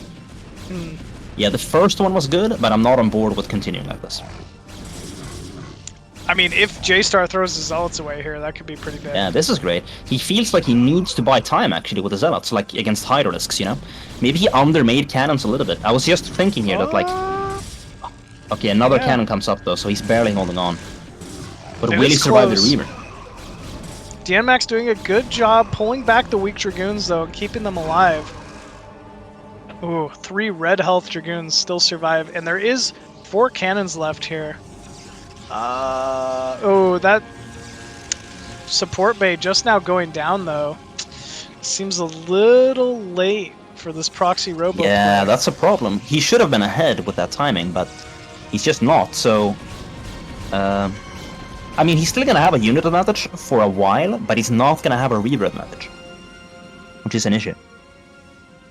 It's like only barely a unit advantage, too. Yeah, but you know what? I think maybe he equalized. Like, I actually think that JayStar undermade cannon slightly. Because if he had held that easily, he wouldn't have you know, taken as much damage as he really ended up taking. So now I think they're actually even. Except for the robo in the middle of nowhere, which maybe isn't the best. Exactly, that's the only difference, and I mean, it's just gonna be so exposed once this game continues on. So first Reaver is out now, it looks like, for Dienmax, followed by an Observer. Although, there is one thing we haven't considered, and that is, when your Reaver is making here, you get a pretty good contain. Right? Like, that might be his player, just contain forever. Yeah, it could Not be. contain like that, though. Getting ambushed by the Reaver. Yeah, very big damage as well by that Reaver. Has his own Reaver to follow up, though. I don't think JayStar was expecting this, but just dives directly on top of that Reaver. JayStar is gonna win. Both Reavers falling. Yeah, he's got to know, too, with the timing of that Reaver, that there's a proxied robo over here. He may have seen the Observer coming from the left, too. That's even a possibility. Ooh, pick it He's up! gonna try to take a third, and he's gonna see it now. And gets the free Observer. I mean, everything's starting to go JayStar's way here. Yeah, that Reaver is not making it out. Yeah, getting that first Scarab shot was just such a big deal with that ambush. Yeah, it absolutely was.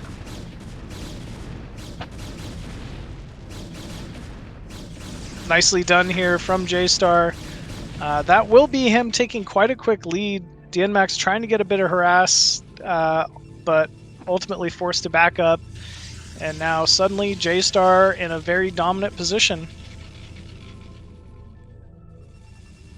Yeah, I mean, losing that robo, like, he's just so far behind right now. The third base coming up too. And JayStar's gonna have a sick, if he wants to, Dragoon Reaver timing when his opponent won't have as many Reavers because of that robotics loss. Yeah, if you're JayStar, I think you get your first couple Reavers and then you just try to hit a timing, right? I do agree, yeah, for sure. It doesn't have to be all in. It's just like, I'm gonna take a fight, I'm gonna snipe some units, you know? Because you can't do that to me and I can do it to you. He also has the Observer advantage, remember, because he's not the Observer, so he can, like, just play with the map pack and see everything and just walk up, snipe. Like, it's Terran versus Terran and you have a barracks, you know? He can just do that now. Yeah. And we're seeing the Observer of JayStar scouting out a pylon at a third placement here from Dienmax. That first shuttle Reaver is out, so potential timing incoming here for JayStar, but looks like he might be choosing to wait for the second Reaver. I do agree with that. Because if you go with the one Reaver, what can happen is that you have one Reaver in the shuttle, but the opponent has 2 Reavers. And that's almost like an even matchup, really. But... Ooh. Oh, yeah, he saw. He's trying to get in there. He doesn't have any vision, though, so it's very risky to do this. I mean... very just risky. Trying to go for it. He might lose this here, actually might get caught. Oh, that would be... Oh, that would be a great way to come back in this. But he doesn't get it. It's very close. Almost gets it. 11 HP. Man, I mean, he's got to be very careful with that shuttle here. That's true. So he can no longer do the thing where you tank damage with the shuttle for the Reavers. He's going to have to be way more careful with that. So it does weaken his push a little bit, but it doesn't weaken it as much as killing it, which is what the Dienmax needed. Good ambush again. With that Observer advantage, you can just keep getting these catches like this. Yeah, he's got perfect vision. He can kind of just make the right choice all the time here. We do have Dienmax moving in with a pretty sizable force, though. Good concave from JayStar, but actually Dienmax, I Where's think, the has Reaver? Did he lose it? Unit force. I don't know. I Did he haven't lose seen it off? it. Oh, there it is. Okay. Oh, he was picking up a second Reaver. Yeah. Okay. Ooh. I don't know, man. He maybe just let Dienmax back into this a little bit here. Well, he does have a third, so I mean, he can play defensively too. Like, he really had an offensive timing and a third coming up. But now the offensive timing hasn't really been used, but he's just going to play defensively now. First Scarabs connect onto a Zealot. 2 Zealots falling for a couple Scarabs here, but Dienmax, yeah, looks like he still wants to engage, but actually chooses to back up, and I think that's the right call here. Yeah, for sure. He's getting some decent picks. Yeah, he's taking a third behind this. Now, this game is not over, because you know what Dienmax can do? He can drop the opponent. He can Storm drop or Reaver drop. And I'm telling you, dude, like, you can be so far behind and really claw your way back in PvP. If you just start, like, say Bijou takes over right now, and it's like you get $1 million if you win. Like, you think he's not gonna Storm drop the shit out of his opponent? You think he's not gonna snipe observers to get the vision advantage to, you know, harass with Reavers on the army non-stop? There's a lot you can do. Absolutely, he would. I mean, Storm Drop is one of the most devastating forms of harassment in StarCraft, honestly. Like, you could just vaporize a mineral line at a base in an instant, you know? And, I mean, yeah, it is a big cost, right? Like, Templars are not cheap, 150 gas, 50 minerals. You know, if you throw too many of them away, it can also lose you the game. But yeah, I mean, Dienmax is by no means out of this. We see the Archives tech coming up. We know he's got his own robo. We know he has the capability for shuttle and speed shuttle play. But still, JayStar looks like he's just banking up more and more Reavers here. DT drop, interesting. DT drop. Yeah, it is interesting. I mean, maybe if it gets into the main, it could be... There are observers out though, so it's like, I mean, he can like try to go for the Templar Archives, maybe? That's the main thing. That he could try to get here. Yeah, maybe. I mean, it's a big investment for a Templar Archives, even. I feel like. Yeah, it is, because they're not getting out, considering they're observers. Yeah, DTs are not cheap. But here we go. We're seeing that shuttle of Dienmax moving up the top left side of the map. JayStar also moving his force up to the top left. And here we go. Looks like Dienmax going for that shuttle drop inside the main. There is a single cannon. We'll see if JayStar is able to react. It will get scouted now. Is maybe all of your observers are far out on the map, and then this could actually be devastating. So that might be what he's hoping for, and it looks like he might get that. Oh, an observer just finished. No, in the main. Okay. So that's a bit of a rip. And at the same time, they're just going to go for it. JayStar's attacking into him. Ooh, Reaver's getting caught out of position a little bit, but actually Dienmax forced to back off here. I think he wasn't expecting that because he was microing the DTs. He just wasn't ready. Oh, huge storm though, on top of a couple of these Reavers. Great storms, but man, there's just so much Protoss here from JayStar. Yeah. JayStar answering back with storms of his own and just has too much stuff. Yeah, this is very well executed here out of our Chinese Protoss. JayStar looking like he's going to end up taking game number 2. And yes, Dienmax is forced to GG out there.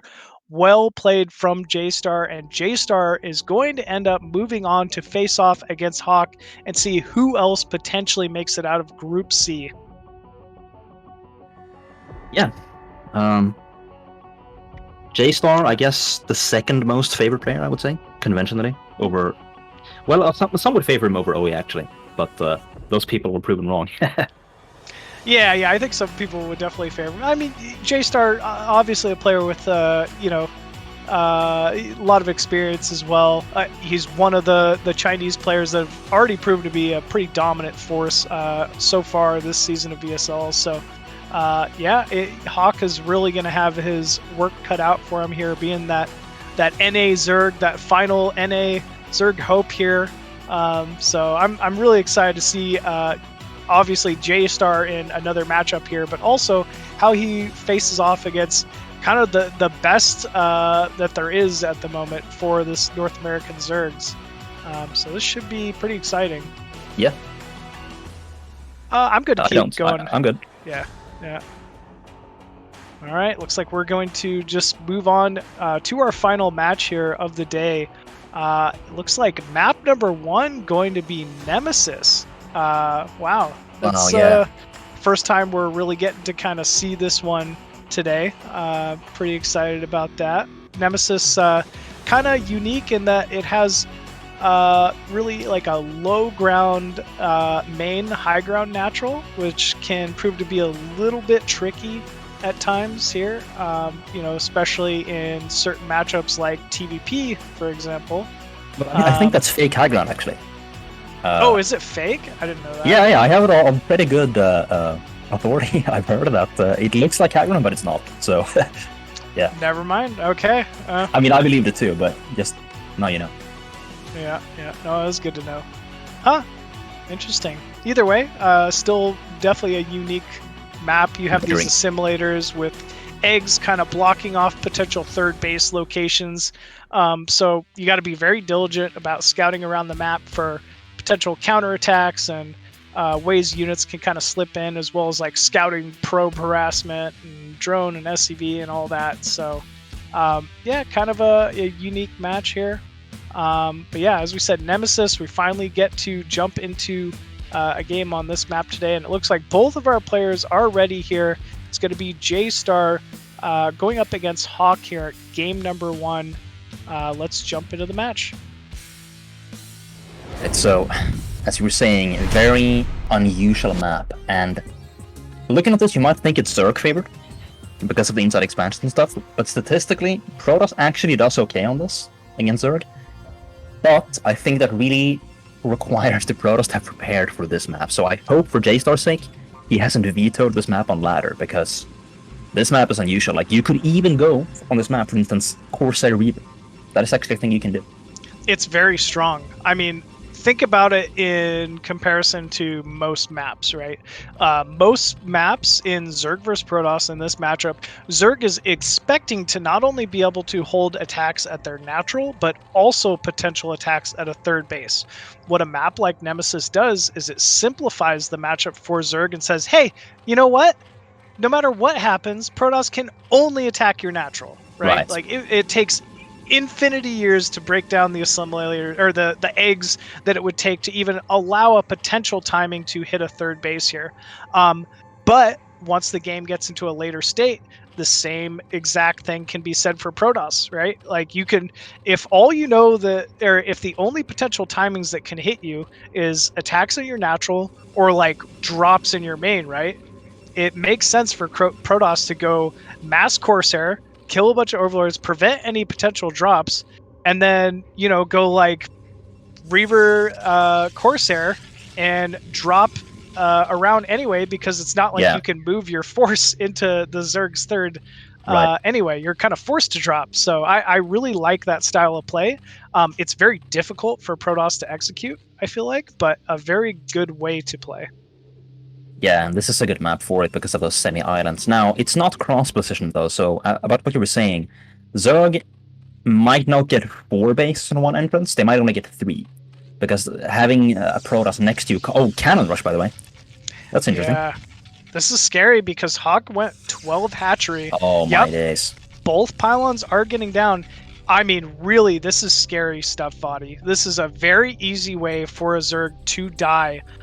Just by not reacting in time. Those, though. He's got the drills. Yeah, Hawk just too good, showing why he made it here. Oh, he's got another probe though. Yeah, so it's gonna go for. I mean, I don't know if I'm afraid of this though. Like, I feel good as Hawk.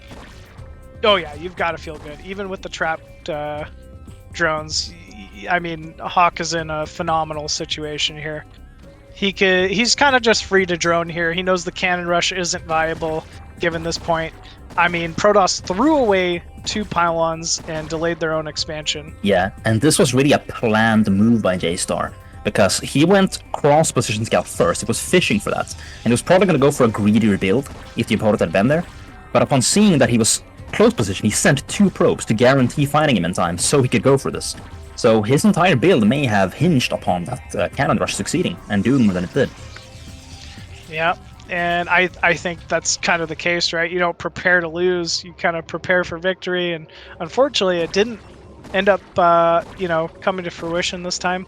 A little bit of probe harass with that probe. I kind of like that. Cute play here from JayStar, just getting every little bit of advantage he can here. Oh, there's no cannon up! But he's got a wall for now. Can he plug the hole? No. Okay. No, he cannot. If it's Oh, only man. one Ling, if you can kill this other one, yeah, then it's actually not that bad. Yeah, one Ling, not that scary. Hawk taking another natural. I Cool. love this. Yeah, me too. I mean, This what is are you nice. going to do if you're JayStar, right? It's not like he could have attacked the third given the current situation anyway. So now Hawk is just guaranteeing himself more free bases, basically. Yeah, because that base in between is going to be a free fifth later. Exactly. He's got a free fourth and a free fifth. Yep, exactly. He's got a free fourth and a free fifth. Everything that we're seeing so far leads me to believe Hawk is just going to be trying to play for ultra late game here. We'll just have to see if JayStar recognizes it. So if JayStar plays standard, or standard for a normal map, this could be difficult. He might have to go for some, maybe not all out Corsair Reaver, but at least some shuttle play to really disrupt this while he expands himself. Ooh, Zealot moving into the natural, getting one pick off on a Ling. Hawk getting caught unprepared here, and this is bad because like he's floating on money. He's not really ready to deal with this. This is really throwing a wheel. I mean, a stick in the wheel. Yeah, it really is here. Finally, a couple more Lings do come out here, and he should be able to defend this. But still, yeah, big damage being done there from JayStar. Another Zealot maybe trying to march in here. Nope. Looks like it's going to back off and scout for a third base. Yeah, and it's gonna find it, it looks like. I mean, when the Zerglings do a run-by, so that there are no Zerglings scouting, then all of a sudden just walking out with a Zealot becomes scarier, because Zerg is not gonna see it. Right, exactly. I don't know how Hawk knows about the Zealot, but it looks like he does. Well, okay, think about this. So, you see that dot on the minimap? He's got an Overlord covering one of the possible attack vectors to his natural, which means the other vector has to be to his third, so that's why I went there. Very good deduction by him. Yeah, I guess so. Looks like that Cyber Core is spinning, likely going to be +1 air attack out of JayStar here. Hawk already up to that 5 hatchery count. And really, this is the optimal scenario for Zerg to just go mass muta, Zerg versus Protoss. It is a good style for sure on a map like this, and taking the other expansion, this 4 base, you know, he could really mute a Scourge, take a 5th, protect it with air, and his opponent is going +1/+1. So he's not going for any Reaver shuttle play so far. Yeah, it's likely going to end up being some type of like Corsair Archon Zealot timing, which is pretty standard. But I mean, once Zerg gets on 3-4 gas, you can actually make so many muta the Protoss can't really deal with it. Muta Scourge can actually dominate Corsairs hard, and then you just have Sunkens to protect your bases, right? So you got Sunkens at the natural of your main and Sunkens at the other main's natural, and you're just kind of safe while the opponent is not safe, because you can counterattack with mutas. Ooh, Hawk is supply blocked though, very heavily. This is not an optimal time to be. And he's actually not going muta. This is Hydra's in production, and he's got +1 range Scourge attack. just now coming up, and they're just not early enough. I think that early Zealot really disrupted him a lot because he was floating money, so I think it messed up his build. Yeah, I guess it did. You know, not very characteristic of Hawk here, but still. I mean, he's on his 6 hatcheries, he's on his 4 base. Even given the overlords that have been picked off, I want to say Hawk is still in a phenomenal scenario here. If he can hold the +1 Zealot, +1 Corsair attack, then he's gonna have 4 bases, dude. Which is insane. And then 4 a 5th. gas bases. Yeah. Oh, boom! That's gonna weaken the attack. I mean, this just delays Protoss from ever feeling safe about moving out, right? Like, if you're Protoss, you need that +1 air attack, and you need, like, really, like, at least 6 Sairs before you're truly feeling confident to move out. And Hawk sees the Zealots now, but does he have Sunkens at both? But no, he does not. He's trying to hold us with Hydra only, which is a little bit cocky, maybe. Yeah, it is. No Sunkens yet again.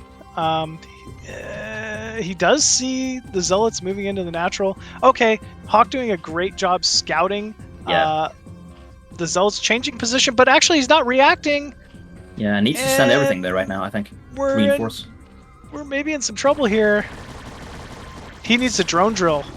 There we go. Big drone drill coming down. If you're gonna fight with drones anyway, why not just make Sunkens out of them, right? So that you don't lose that many.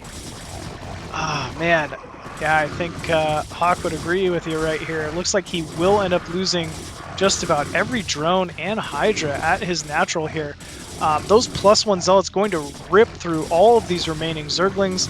And finally, Hawk does have his remaining Hydralisk moving in, but not before significant damage has already been done. Yeah, if he had just made Sunkens and blocked that, I think he would have been in such a position. As it is, though... I was gonna say even one sunken makes a huge difference in literally this scenario. Oh, another drone goes down. So much damage. Like the way JayStar is playing, it's like almost a little bit desperate. Where if Zerg just doesn't take damage on a map like this, he just kind of wins. You know, in the long term, he gets ahead.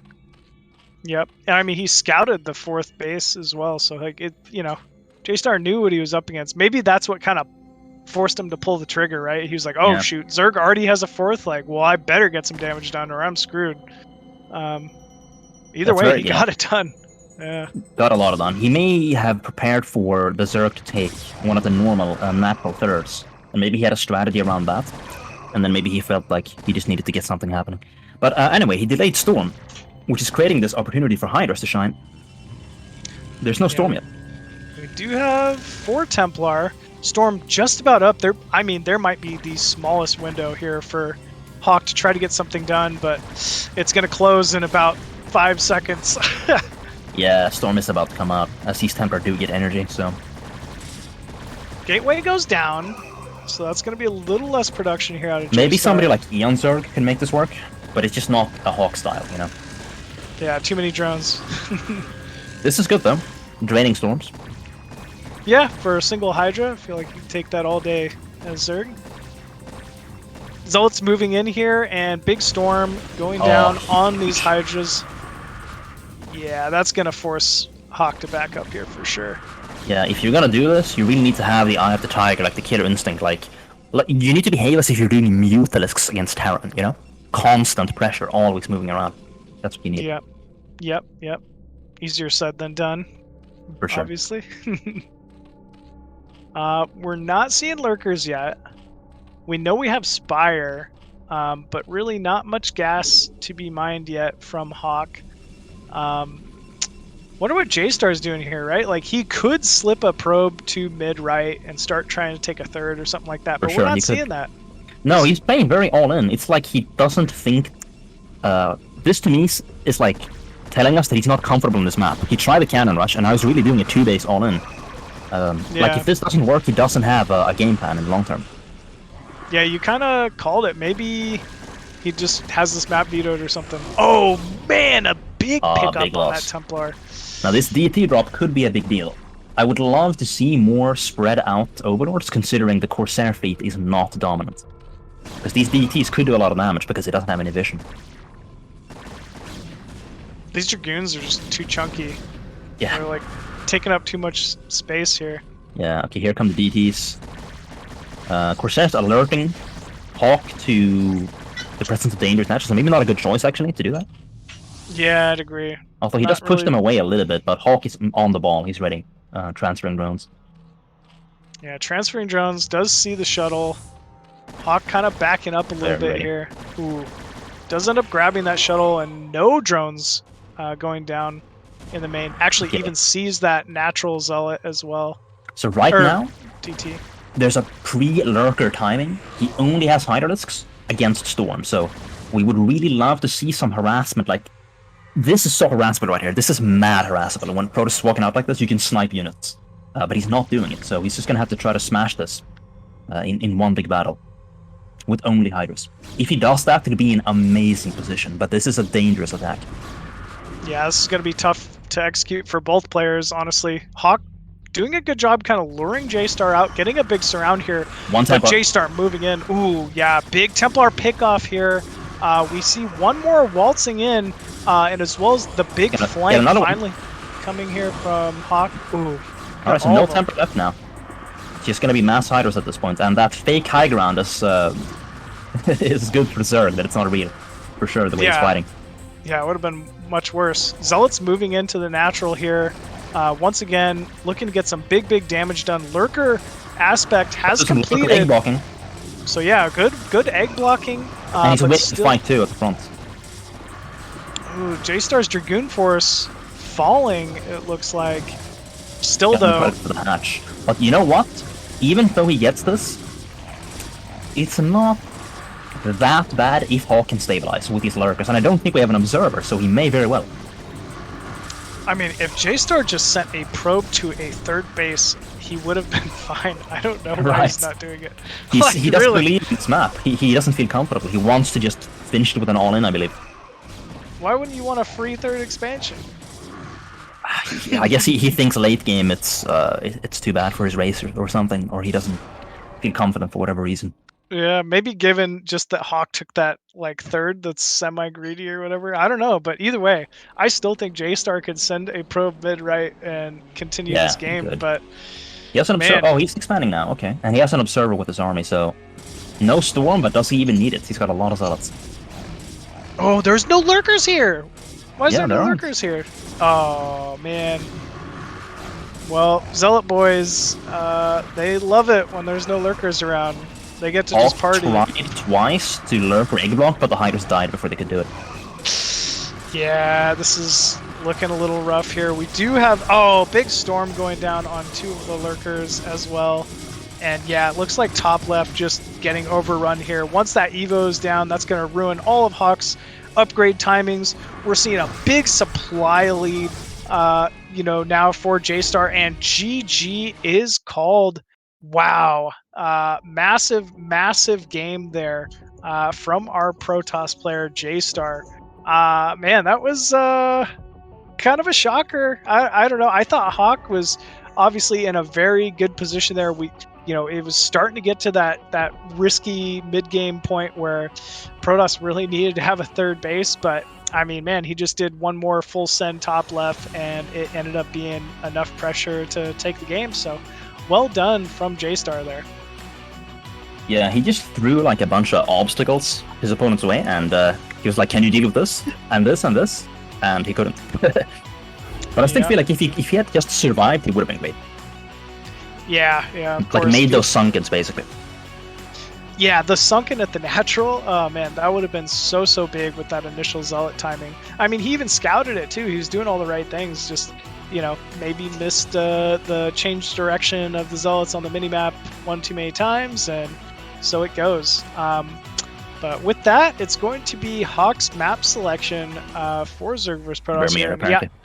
Wow, not surprised. Vermeer going to be the map choice here for Hawk. So yeah, not a bad pickup here. We'll have to see if maybe he's able to drag the game out in a little bit more of a favorable position this time around. But yeah, still well done from both of our players here, and it looks like we are ready to get into game number 2 here. JayStar going up against Hawk. It's going to be on Vermeer, and let's get to it.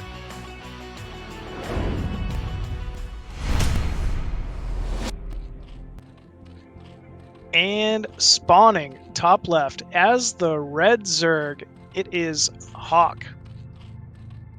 And JayStar at the bottom left as the blue Protoss. This has to be a map he's somewhat comfortable on, to be honest. Maybe the previous map he wasn't, but this map he has to be. Yeah, you think just he probably has Nemesis striked for It's possible ladder. he does, really, yeah. Yeah, A lot of people do. Even if you don't have it vetoed, everyone else does, so you don't get to practice on it. Yeah, true. I definitely have it vetoed. Not even gonna lie. I was Okay. like, what is this? I'm not dealing with this. Yeah. My units get stuck if you try to take one of the like middle bases. Good luck rallying any units from there to your natural. It's just not gonna happen. Yeah, indeed. Yeah. Also, I mean, you use Zerg, so you can get like a 3/3 versus Terran. Isn't that pretty sweet? Oh, I love it against Terran for sure. I mean, all you're building is Muta anyway, so it's not like you need to really rally much. But yeah, you're right. Against Protoss, I think it's a little bit more finicky for sure. Another gateway expansion. Okay. Yeah, not surprised at this point. JayStar's bread and butter seems to be these gateway expos versus Zerg, and Yeah. why not? It's just as good defensively as it is offensively. Versus It forces 12 Zerg to react. He loves his 12 hatch, man. I think this is like the 3rd time today he's pulled out 12 hatch as EVP. Yeah. This time though, it once again it's close position. I'm telling you, some good Protoss really know how to punish 12 hatch with yeah. 9 gates. So we'll have to see. Hawk has gotten away with it so far, and it hasn't seemed to really be an issue. But I guess we'll have to wait and see. He's gonna take that early gas again, I wonder. He did that on this map a lot so far. Good call. That's exactly what he's doing here. JayStar doing fake cannon rush threat. Do you see that? Yep. It's smart. I mean, Zerg has to react. We even see some drones out of position because I think he did pull some drones initially. Because I mean, if you especially going 12 hatch, if you're getting cannon rush, you have to pull like 5 drones and hope you survive. First Zealot steaming across the map here, and we're not seeing any larva saved up. Oh no. Well, okay, he's gonna have at least. I think it's fine against the 1 gate, right? Because he's gonna have 6 things at least. No, I don't think it is, man. No, that's what I keep saying. Yeah, he's gonna have 4 lings, and they're very late. That's not Unlike enough. an 11 hatch, this first Zealot is finally going to be able to deal some significant damage here. This is why I don't really like this 12 hatch. First drone going down. Yeah, even if you play perfectly, you will lose mining time as you run away from the Zealot or fight it. And he lost 2. Yeah, lost 2, lost a lot of mining time. Yeah, it's big damage. I mean, you know, sometimes you take risks and it doesn't pay off. So I would say JayStar in a clear superior position at the moment. Yeah, against the Zerg who was already on a weak economy. Yep. And he gets another probe out, so he's going to see exactly what's happening. Yep, he's going to be hunting for that 3rd base and say, you know what, that seemed like a pretty quick lair, and I'm not seeing a 3rd hatchery here. Ooh. And I'm finishing just in time. So he wants to go in and see what the tech is, apparently. These 2 links could block the ramp. If he's, nope, okay. Yes. Oh, yes! Nope. It was bait. Nope. Oh, he did get it in. So he's going to scout this, most likely Spire, yeah. Yep, layer already complete. That is, once again, just one of the fastest layers you could really aim for as Zerg. So Hawk really, doing a great job of getting that Spire down very, very quickly. Core just about to complete here from JayStar. And he's actually going to press out with his first 2 Zealots, or second 2 Zealots here. Against a Zerg with such a weak economy? Sorry, these like fake walkouts can really hurt. Because every larva matters in this situation. Absolutely.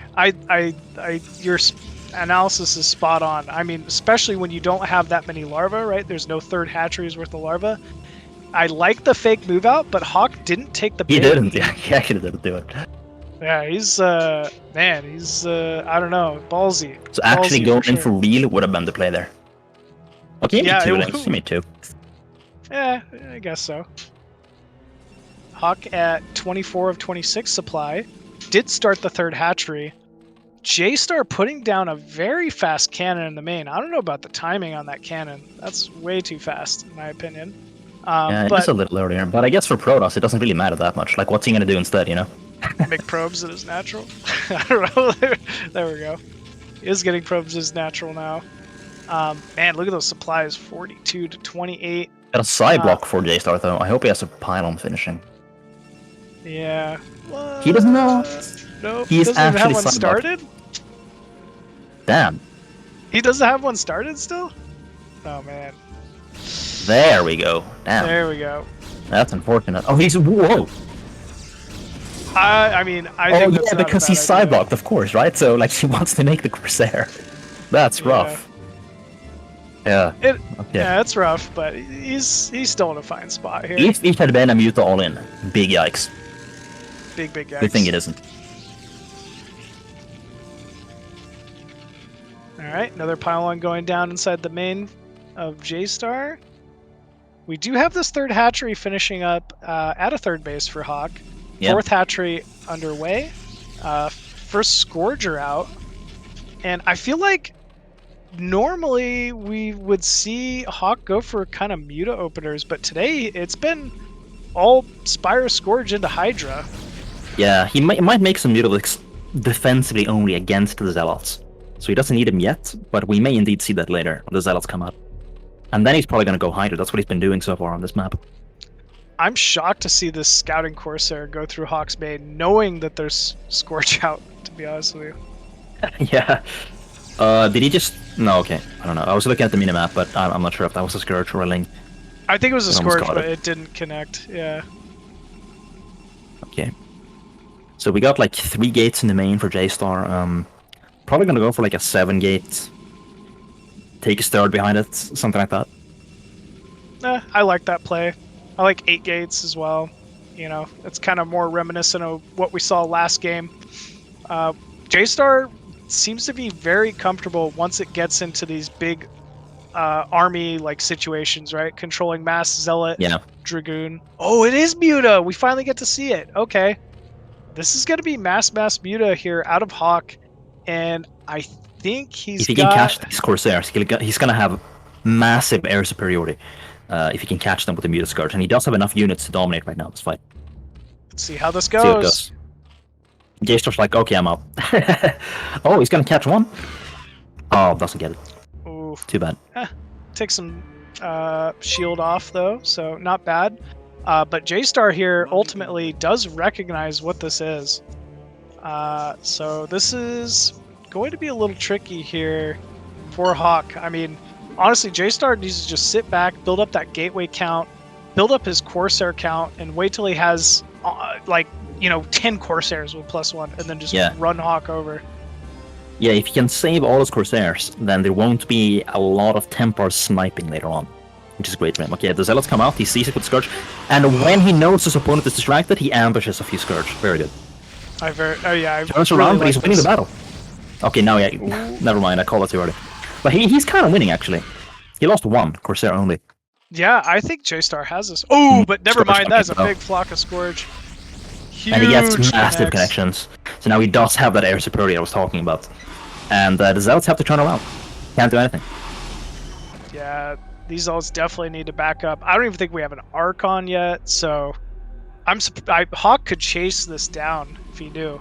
I don't think we have legs yet for Protoss. I think Maelstrom all the way. Legs. Oh, legs just finished. We have it. Okay. Oh, okay. Nice.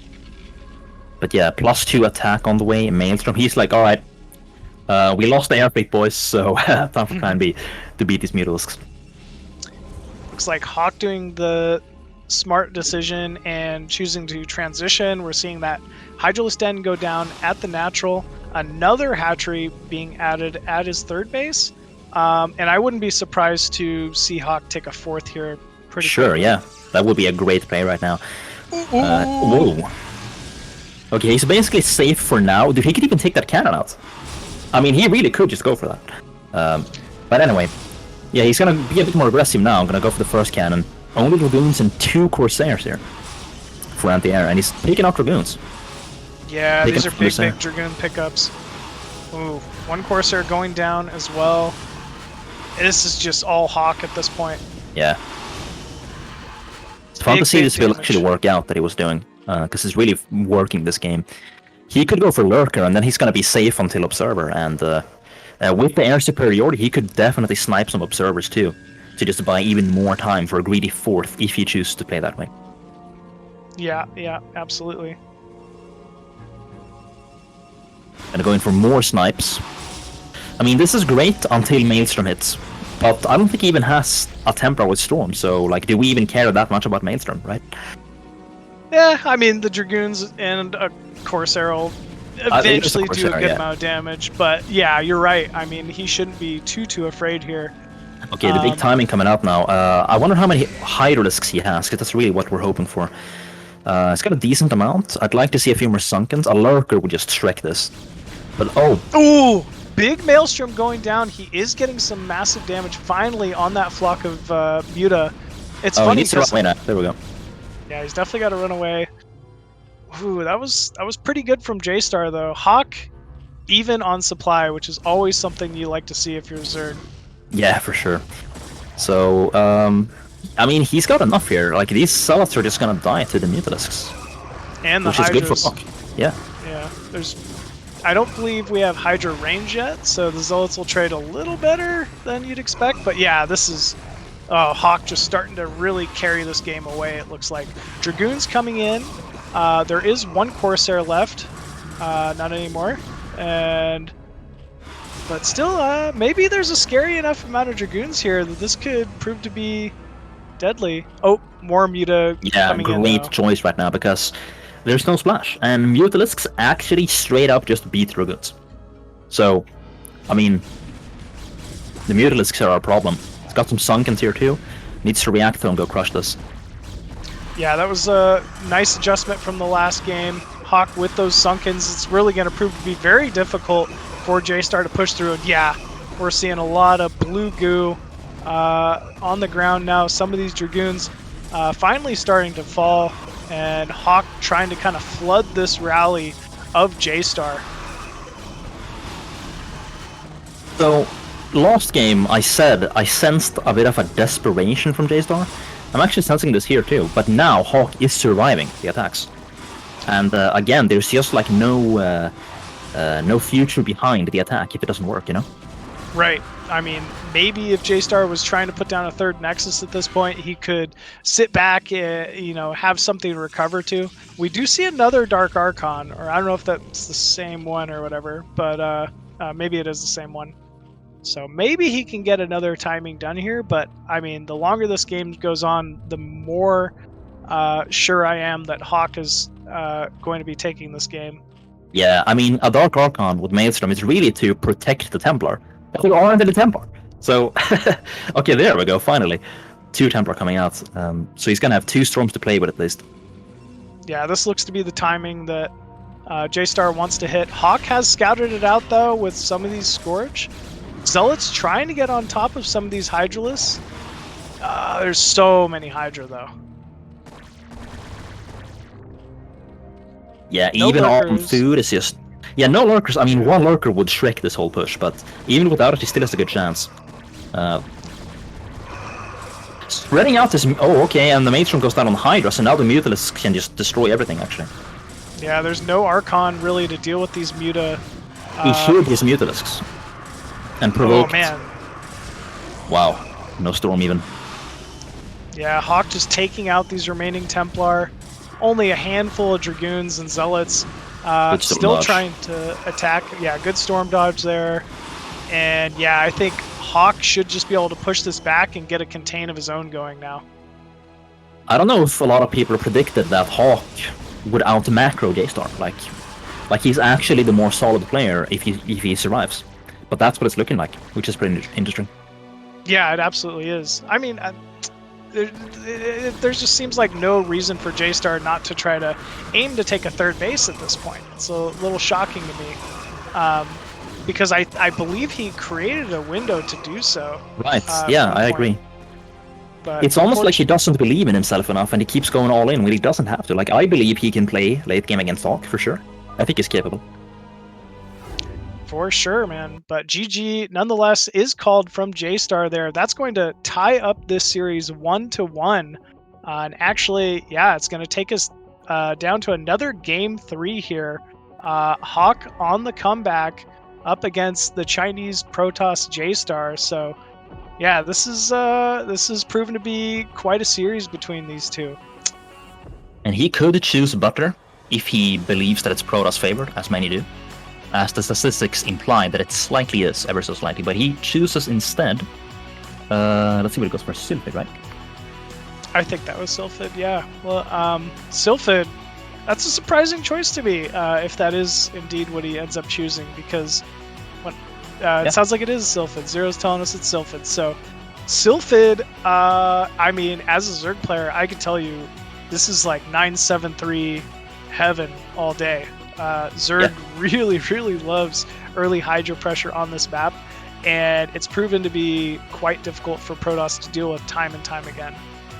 So JayStar, I mean, he might be baiting out something like a 973, just given the map selection here, and maybe he's just very ultra comfortable facing off against 973. That is a lower eco style that we haven't really seen out of Hawk, and I honestly wouldn't expect it. Yeah, but exactly. other than the map is great for it. So I guess we'll have to wait and see here. But yeah, with that, I think we are ready to get into our final game here. Yeah, it's here we go. JayStar facing off against Hawk PvZ. Let's jump into the game. What JayStar might be doing this game is, I mean, I don't know how much he studied his opponent, but like, he might not worry about 973 because he might know that Hawk's style really isn't too much in that direction. And when Hawk did a little bit of that in the first game, we can see he wasn't the best at it. Like, he's better at a different type of game because he did get stormed, you know, with those Hydralisks at the front. He wasn't really doing the Eon Zerg back and forth, you know, so I think it's a fine choice. Like, he doesn't have to be afraid of that, I think, in this matchup, in this player matchup. Yeah, I don't think he needs to be super particularly worried about it either. But yeah, who knows? We'll have to wait and see. I wonder if JayStar going to go for standard 9-gate opener this time? If he doesn't scout with his probe, most likely. Oh, but he does scout, so this could be a Forge expansion. Yeah, Forge might be better against like a 973 opener, but we'll have to wait and see. He's gonna get the Remember that- first scout. Go on, sorry. I was gonna say that last game started off abysmally for Hawk. It was a 12-hatch opener versus that early 9-gate that got significant damage. But Hawk's still able to pull his way back into the game here. It looks like it's an overpool out of Hawk already. So yeah, maybe, you know, if Hawk just gets into some kind of a even game scenario early on, he might even be able to transition better into mid game here. Yeah, because he won from behind, essentially. So what's gonna happen when he's not behind, right? But also, what's going to happen if JayStar doesn't go all in? I would love to see that, because I believe he's capable of taking down Hawk in a longer game too.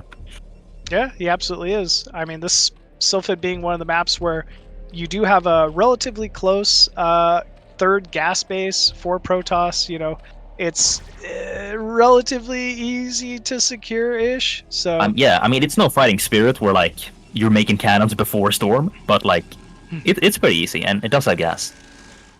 Yeah, absolutely. Looks like we have only 2 lings underway here for Hawk. Third drone moving out to take a third base, so this is not going to be a quick gas that we've been seeing out of Hawk. And Hawk very nicely optimizing his build order, much the same as Hawk is doing by not making any links. But JayStar is optimizing the build order by making the Nexus before the cannon, because he did get that first scout off. And this is a Forge opener here.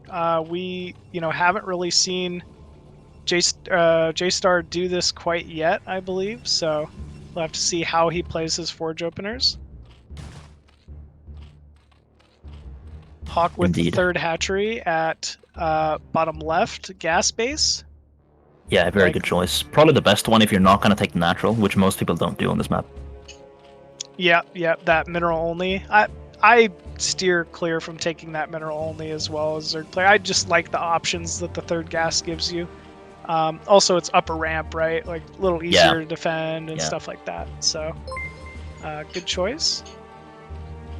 That makes me think this is not going to be a 973, by the way. Yep, we're seeing the layer go down inside the main.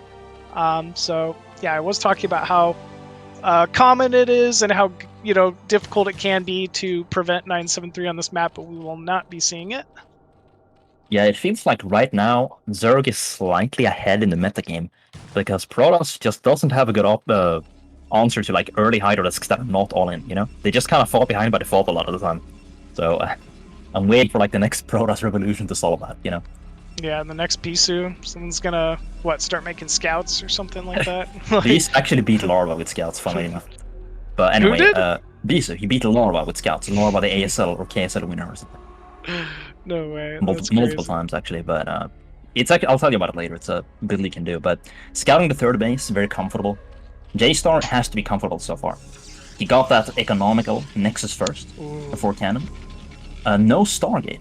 Okay. That's a Citadel first. He's going Zealot leg speed. Could be a lot of things, yeah, but... Oh, yeah, it could be Storm, I guess, now I think But, I mean, it's gonna involve a lot of Zealots, probably. But it could be, like, the Zealot Archon. or just the Dark Archon play with 8 gates. Yeah, it absolutely could be. Either way, this is not getting scouted here from Hawk. We see that Overlord moving from the natural towards the main. Oh no, it's kind of just going off to the side here. You know, if Hawk just assumes this is Stargate and it's not, this could be a little dangerous. Yeah, I hope he's gonna make Scourge and immediately scout, but normally you would scout with your Overlord too, and then scout with the Scourge, but he really hasn't been that aggressive with his Overlord. +1 just gets started now, okay, I was just expecting that, because he's probably gonna go for like a massive speed lot run-in, and yeah, like you were saying, if you expect a Stargate, this just hits a lot harder and a lot earlier than you expect. It's going to be a Templar Archives, so this won't be like an all-in legs out of JayStar, which I like, right? Keep those backup options. But still, if you're Zerg and you're expecting, you know, early Corsair and then suddenly 7 Zealots with +1 walk out of the natural towards your base, you can absolutely get caught very hard off guard. And that can really do a lot of damage. Well. Now, I'm worried about this because he didn't scout with the Overlord, right? So he's going to scout this with the Scourge if he sends them immediately. And that's too late, potentially, to spot this Dark Temper, which could do game-winning damage. You know, sometimes when you see that Dragoon that Protoss is forced, you can anticipate that this is not a Corsair opener. And I wonder if maybe that's a read that Hawks... Nope, he made Scourge, so... Yeah, well, he needs a Scourge to scout, really. He should send them now immediately, because he doesn't actually know what's happening. And he pushed the Ling out so that the Dark Temper wouldn't be noticed. So this DT right now is not known. I don't think there's a Sunken of the third either. It's kind of something we've been seeing from this could Hawk. Be huge, yeah. The lack of Sunken's really hurting him, again. So he went to mute a Scourge, but he didn't actually scout. He doesn't know that there's no Stargate.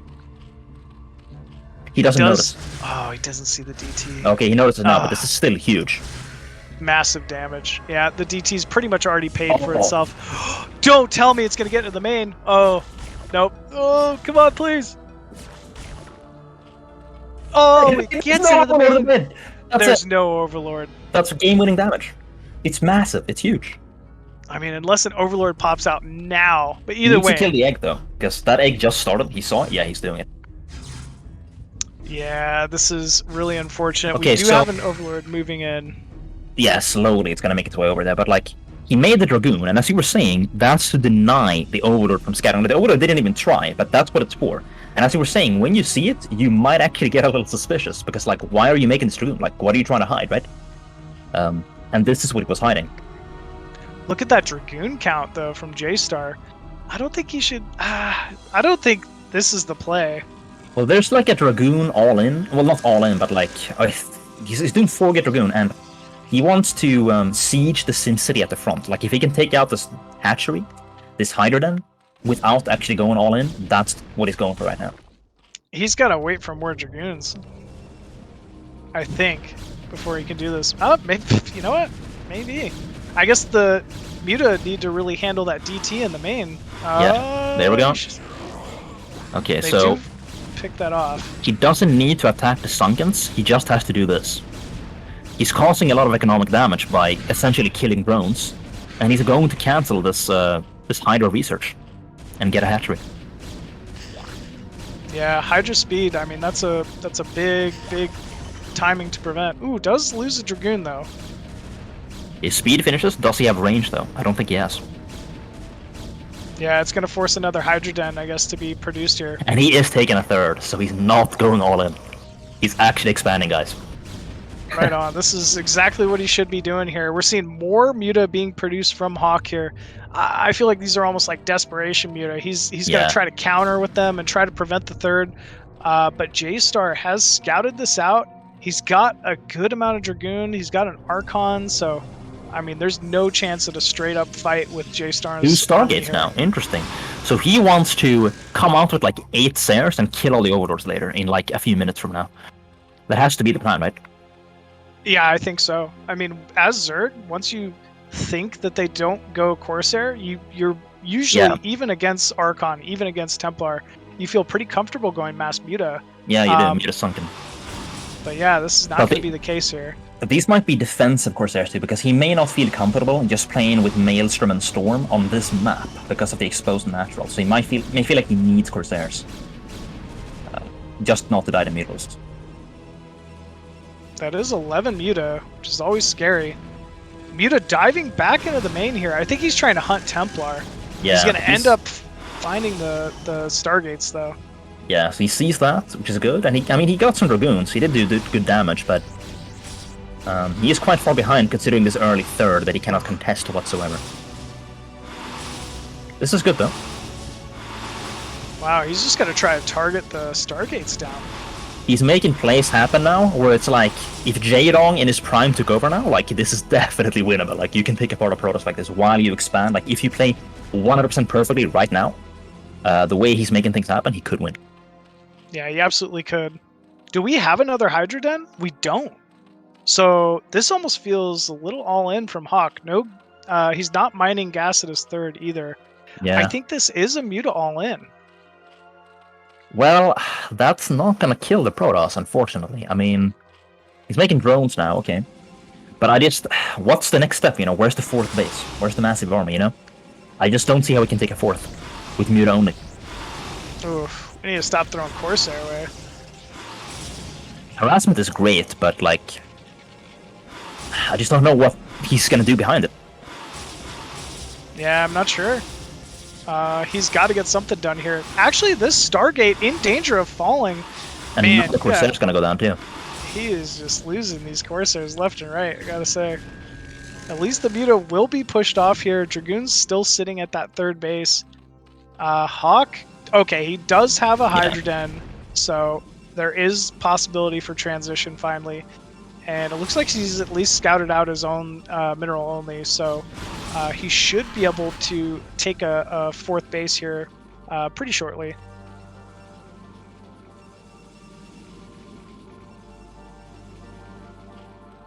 Yeah, still no fourth from Hawk. And I mean, 3 base Protoss, you really need 4 base Zerg to fight that with the Lurkerling Hydra. But he's got no Lurkers and no third.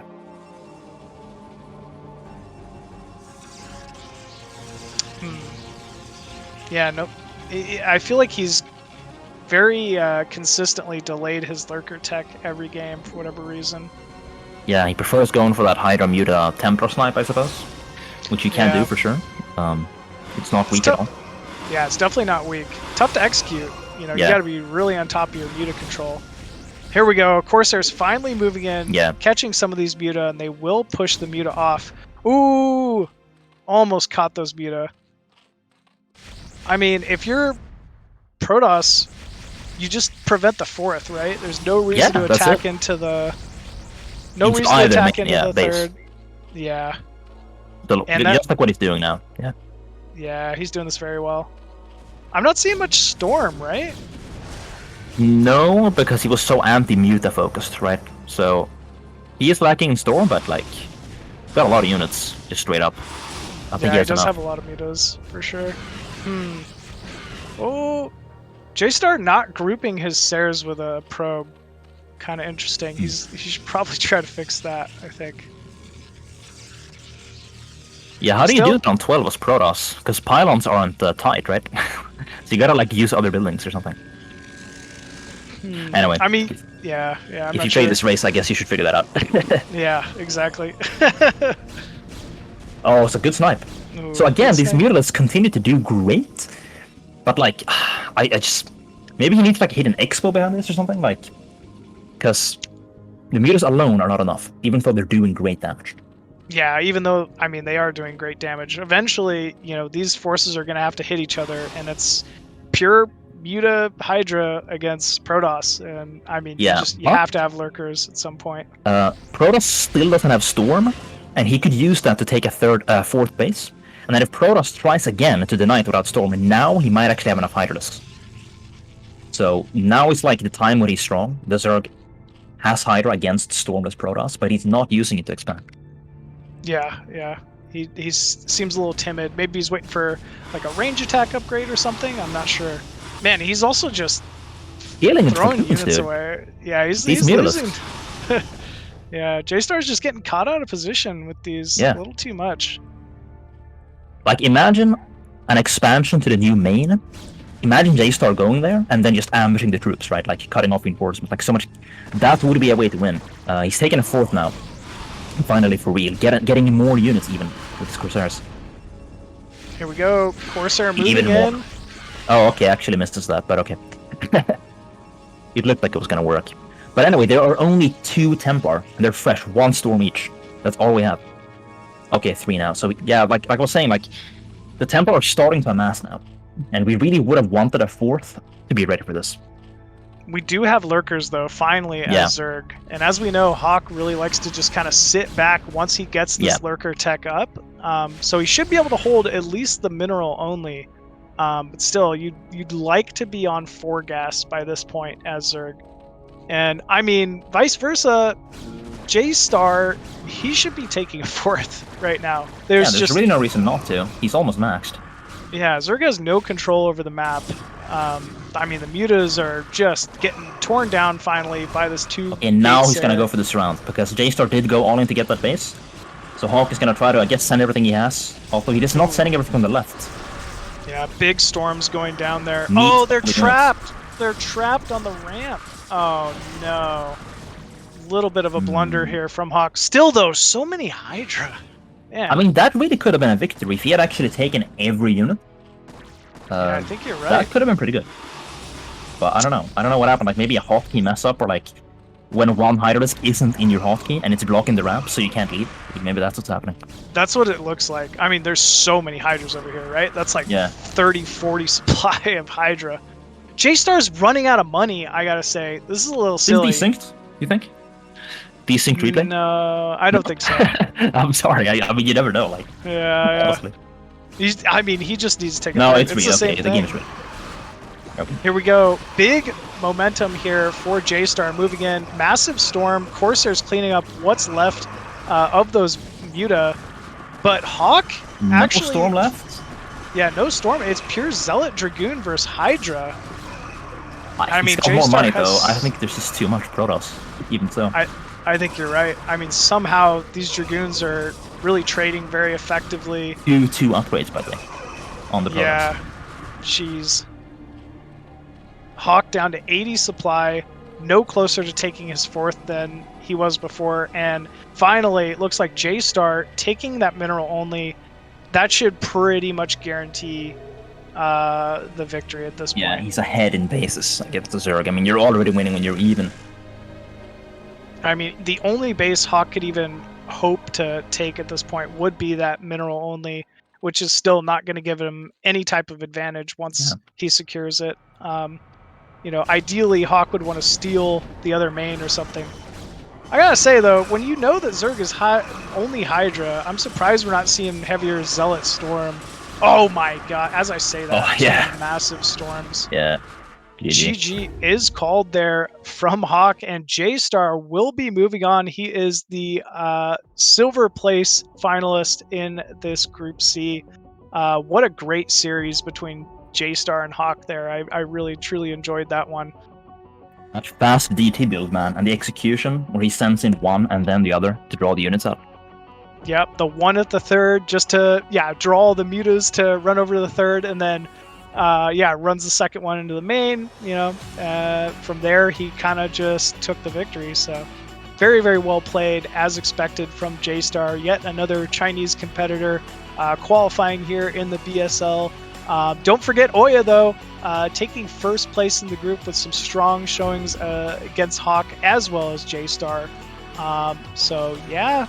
Look at it, folks. This is our Group C here. OyA and JayStar, 2 Protosses making it out of the Group C. Very, very well done there. Yep, so 2 Protosses. I mean, this is not a surprising result, although Hawk really could have advanced. Some people were probably thinking he would, but overall, this is not really something that the gamblers are upset about. I think a lot of people predicted OyA and JayStar. Yeah, I predicted OyA. I thought it was, and I knew it was going to be super close between JayStar, Hawk. Yeah. I think Hawk absolutely could have done it. My NA hope, always cheering there for Hawk. But you know what? Well deserved from JayStar. Can't wait to see him in the next rounds of this BSL. And yeah, that was very well done. I think we are ready to thank our Patreons here.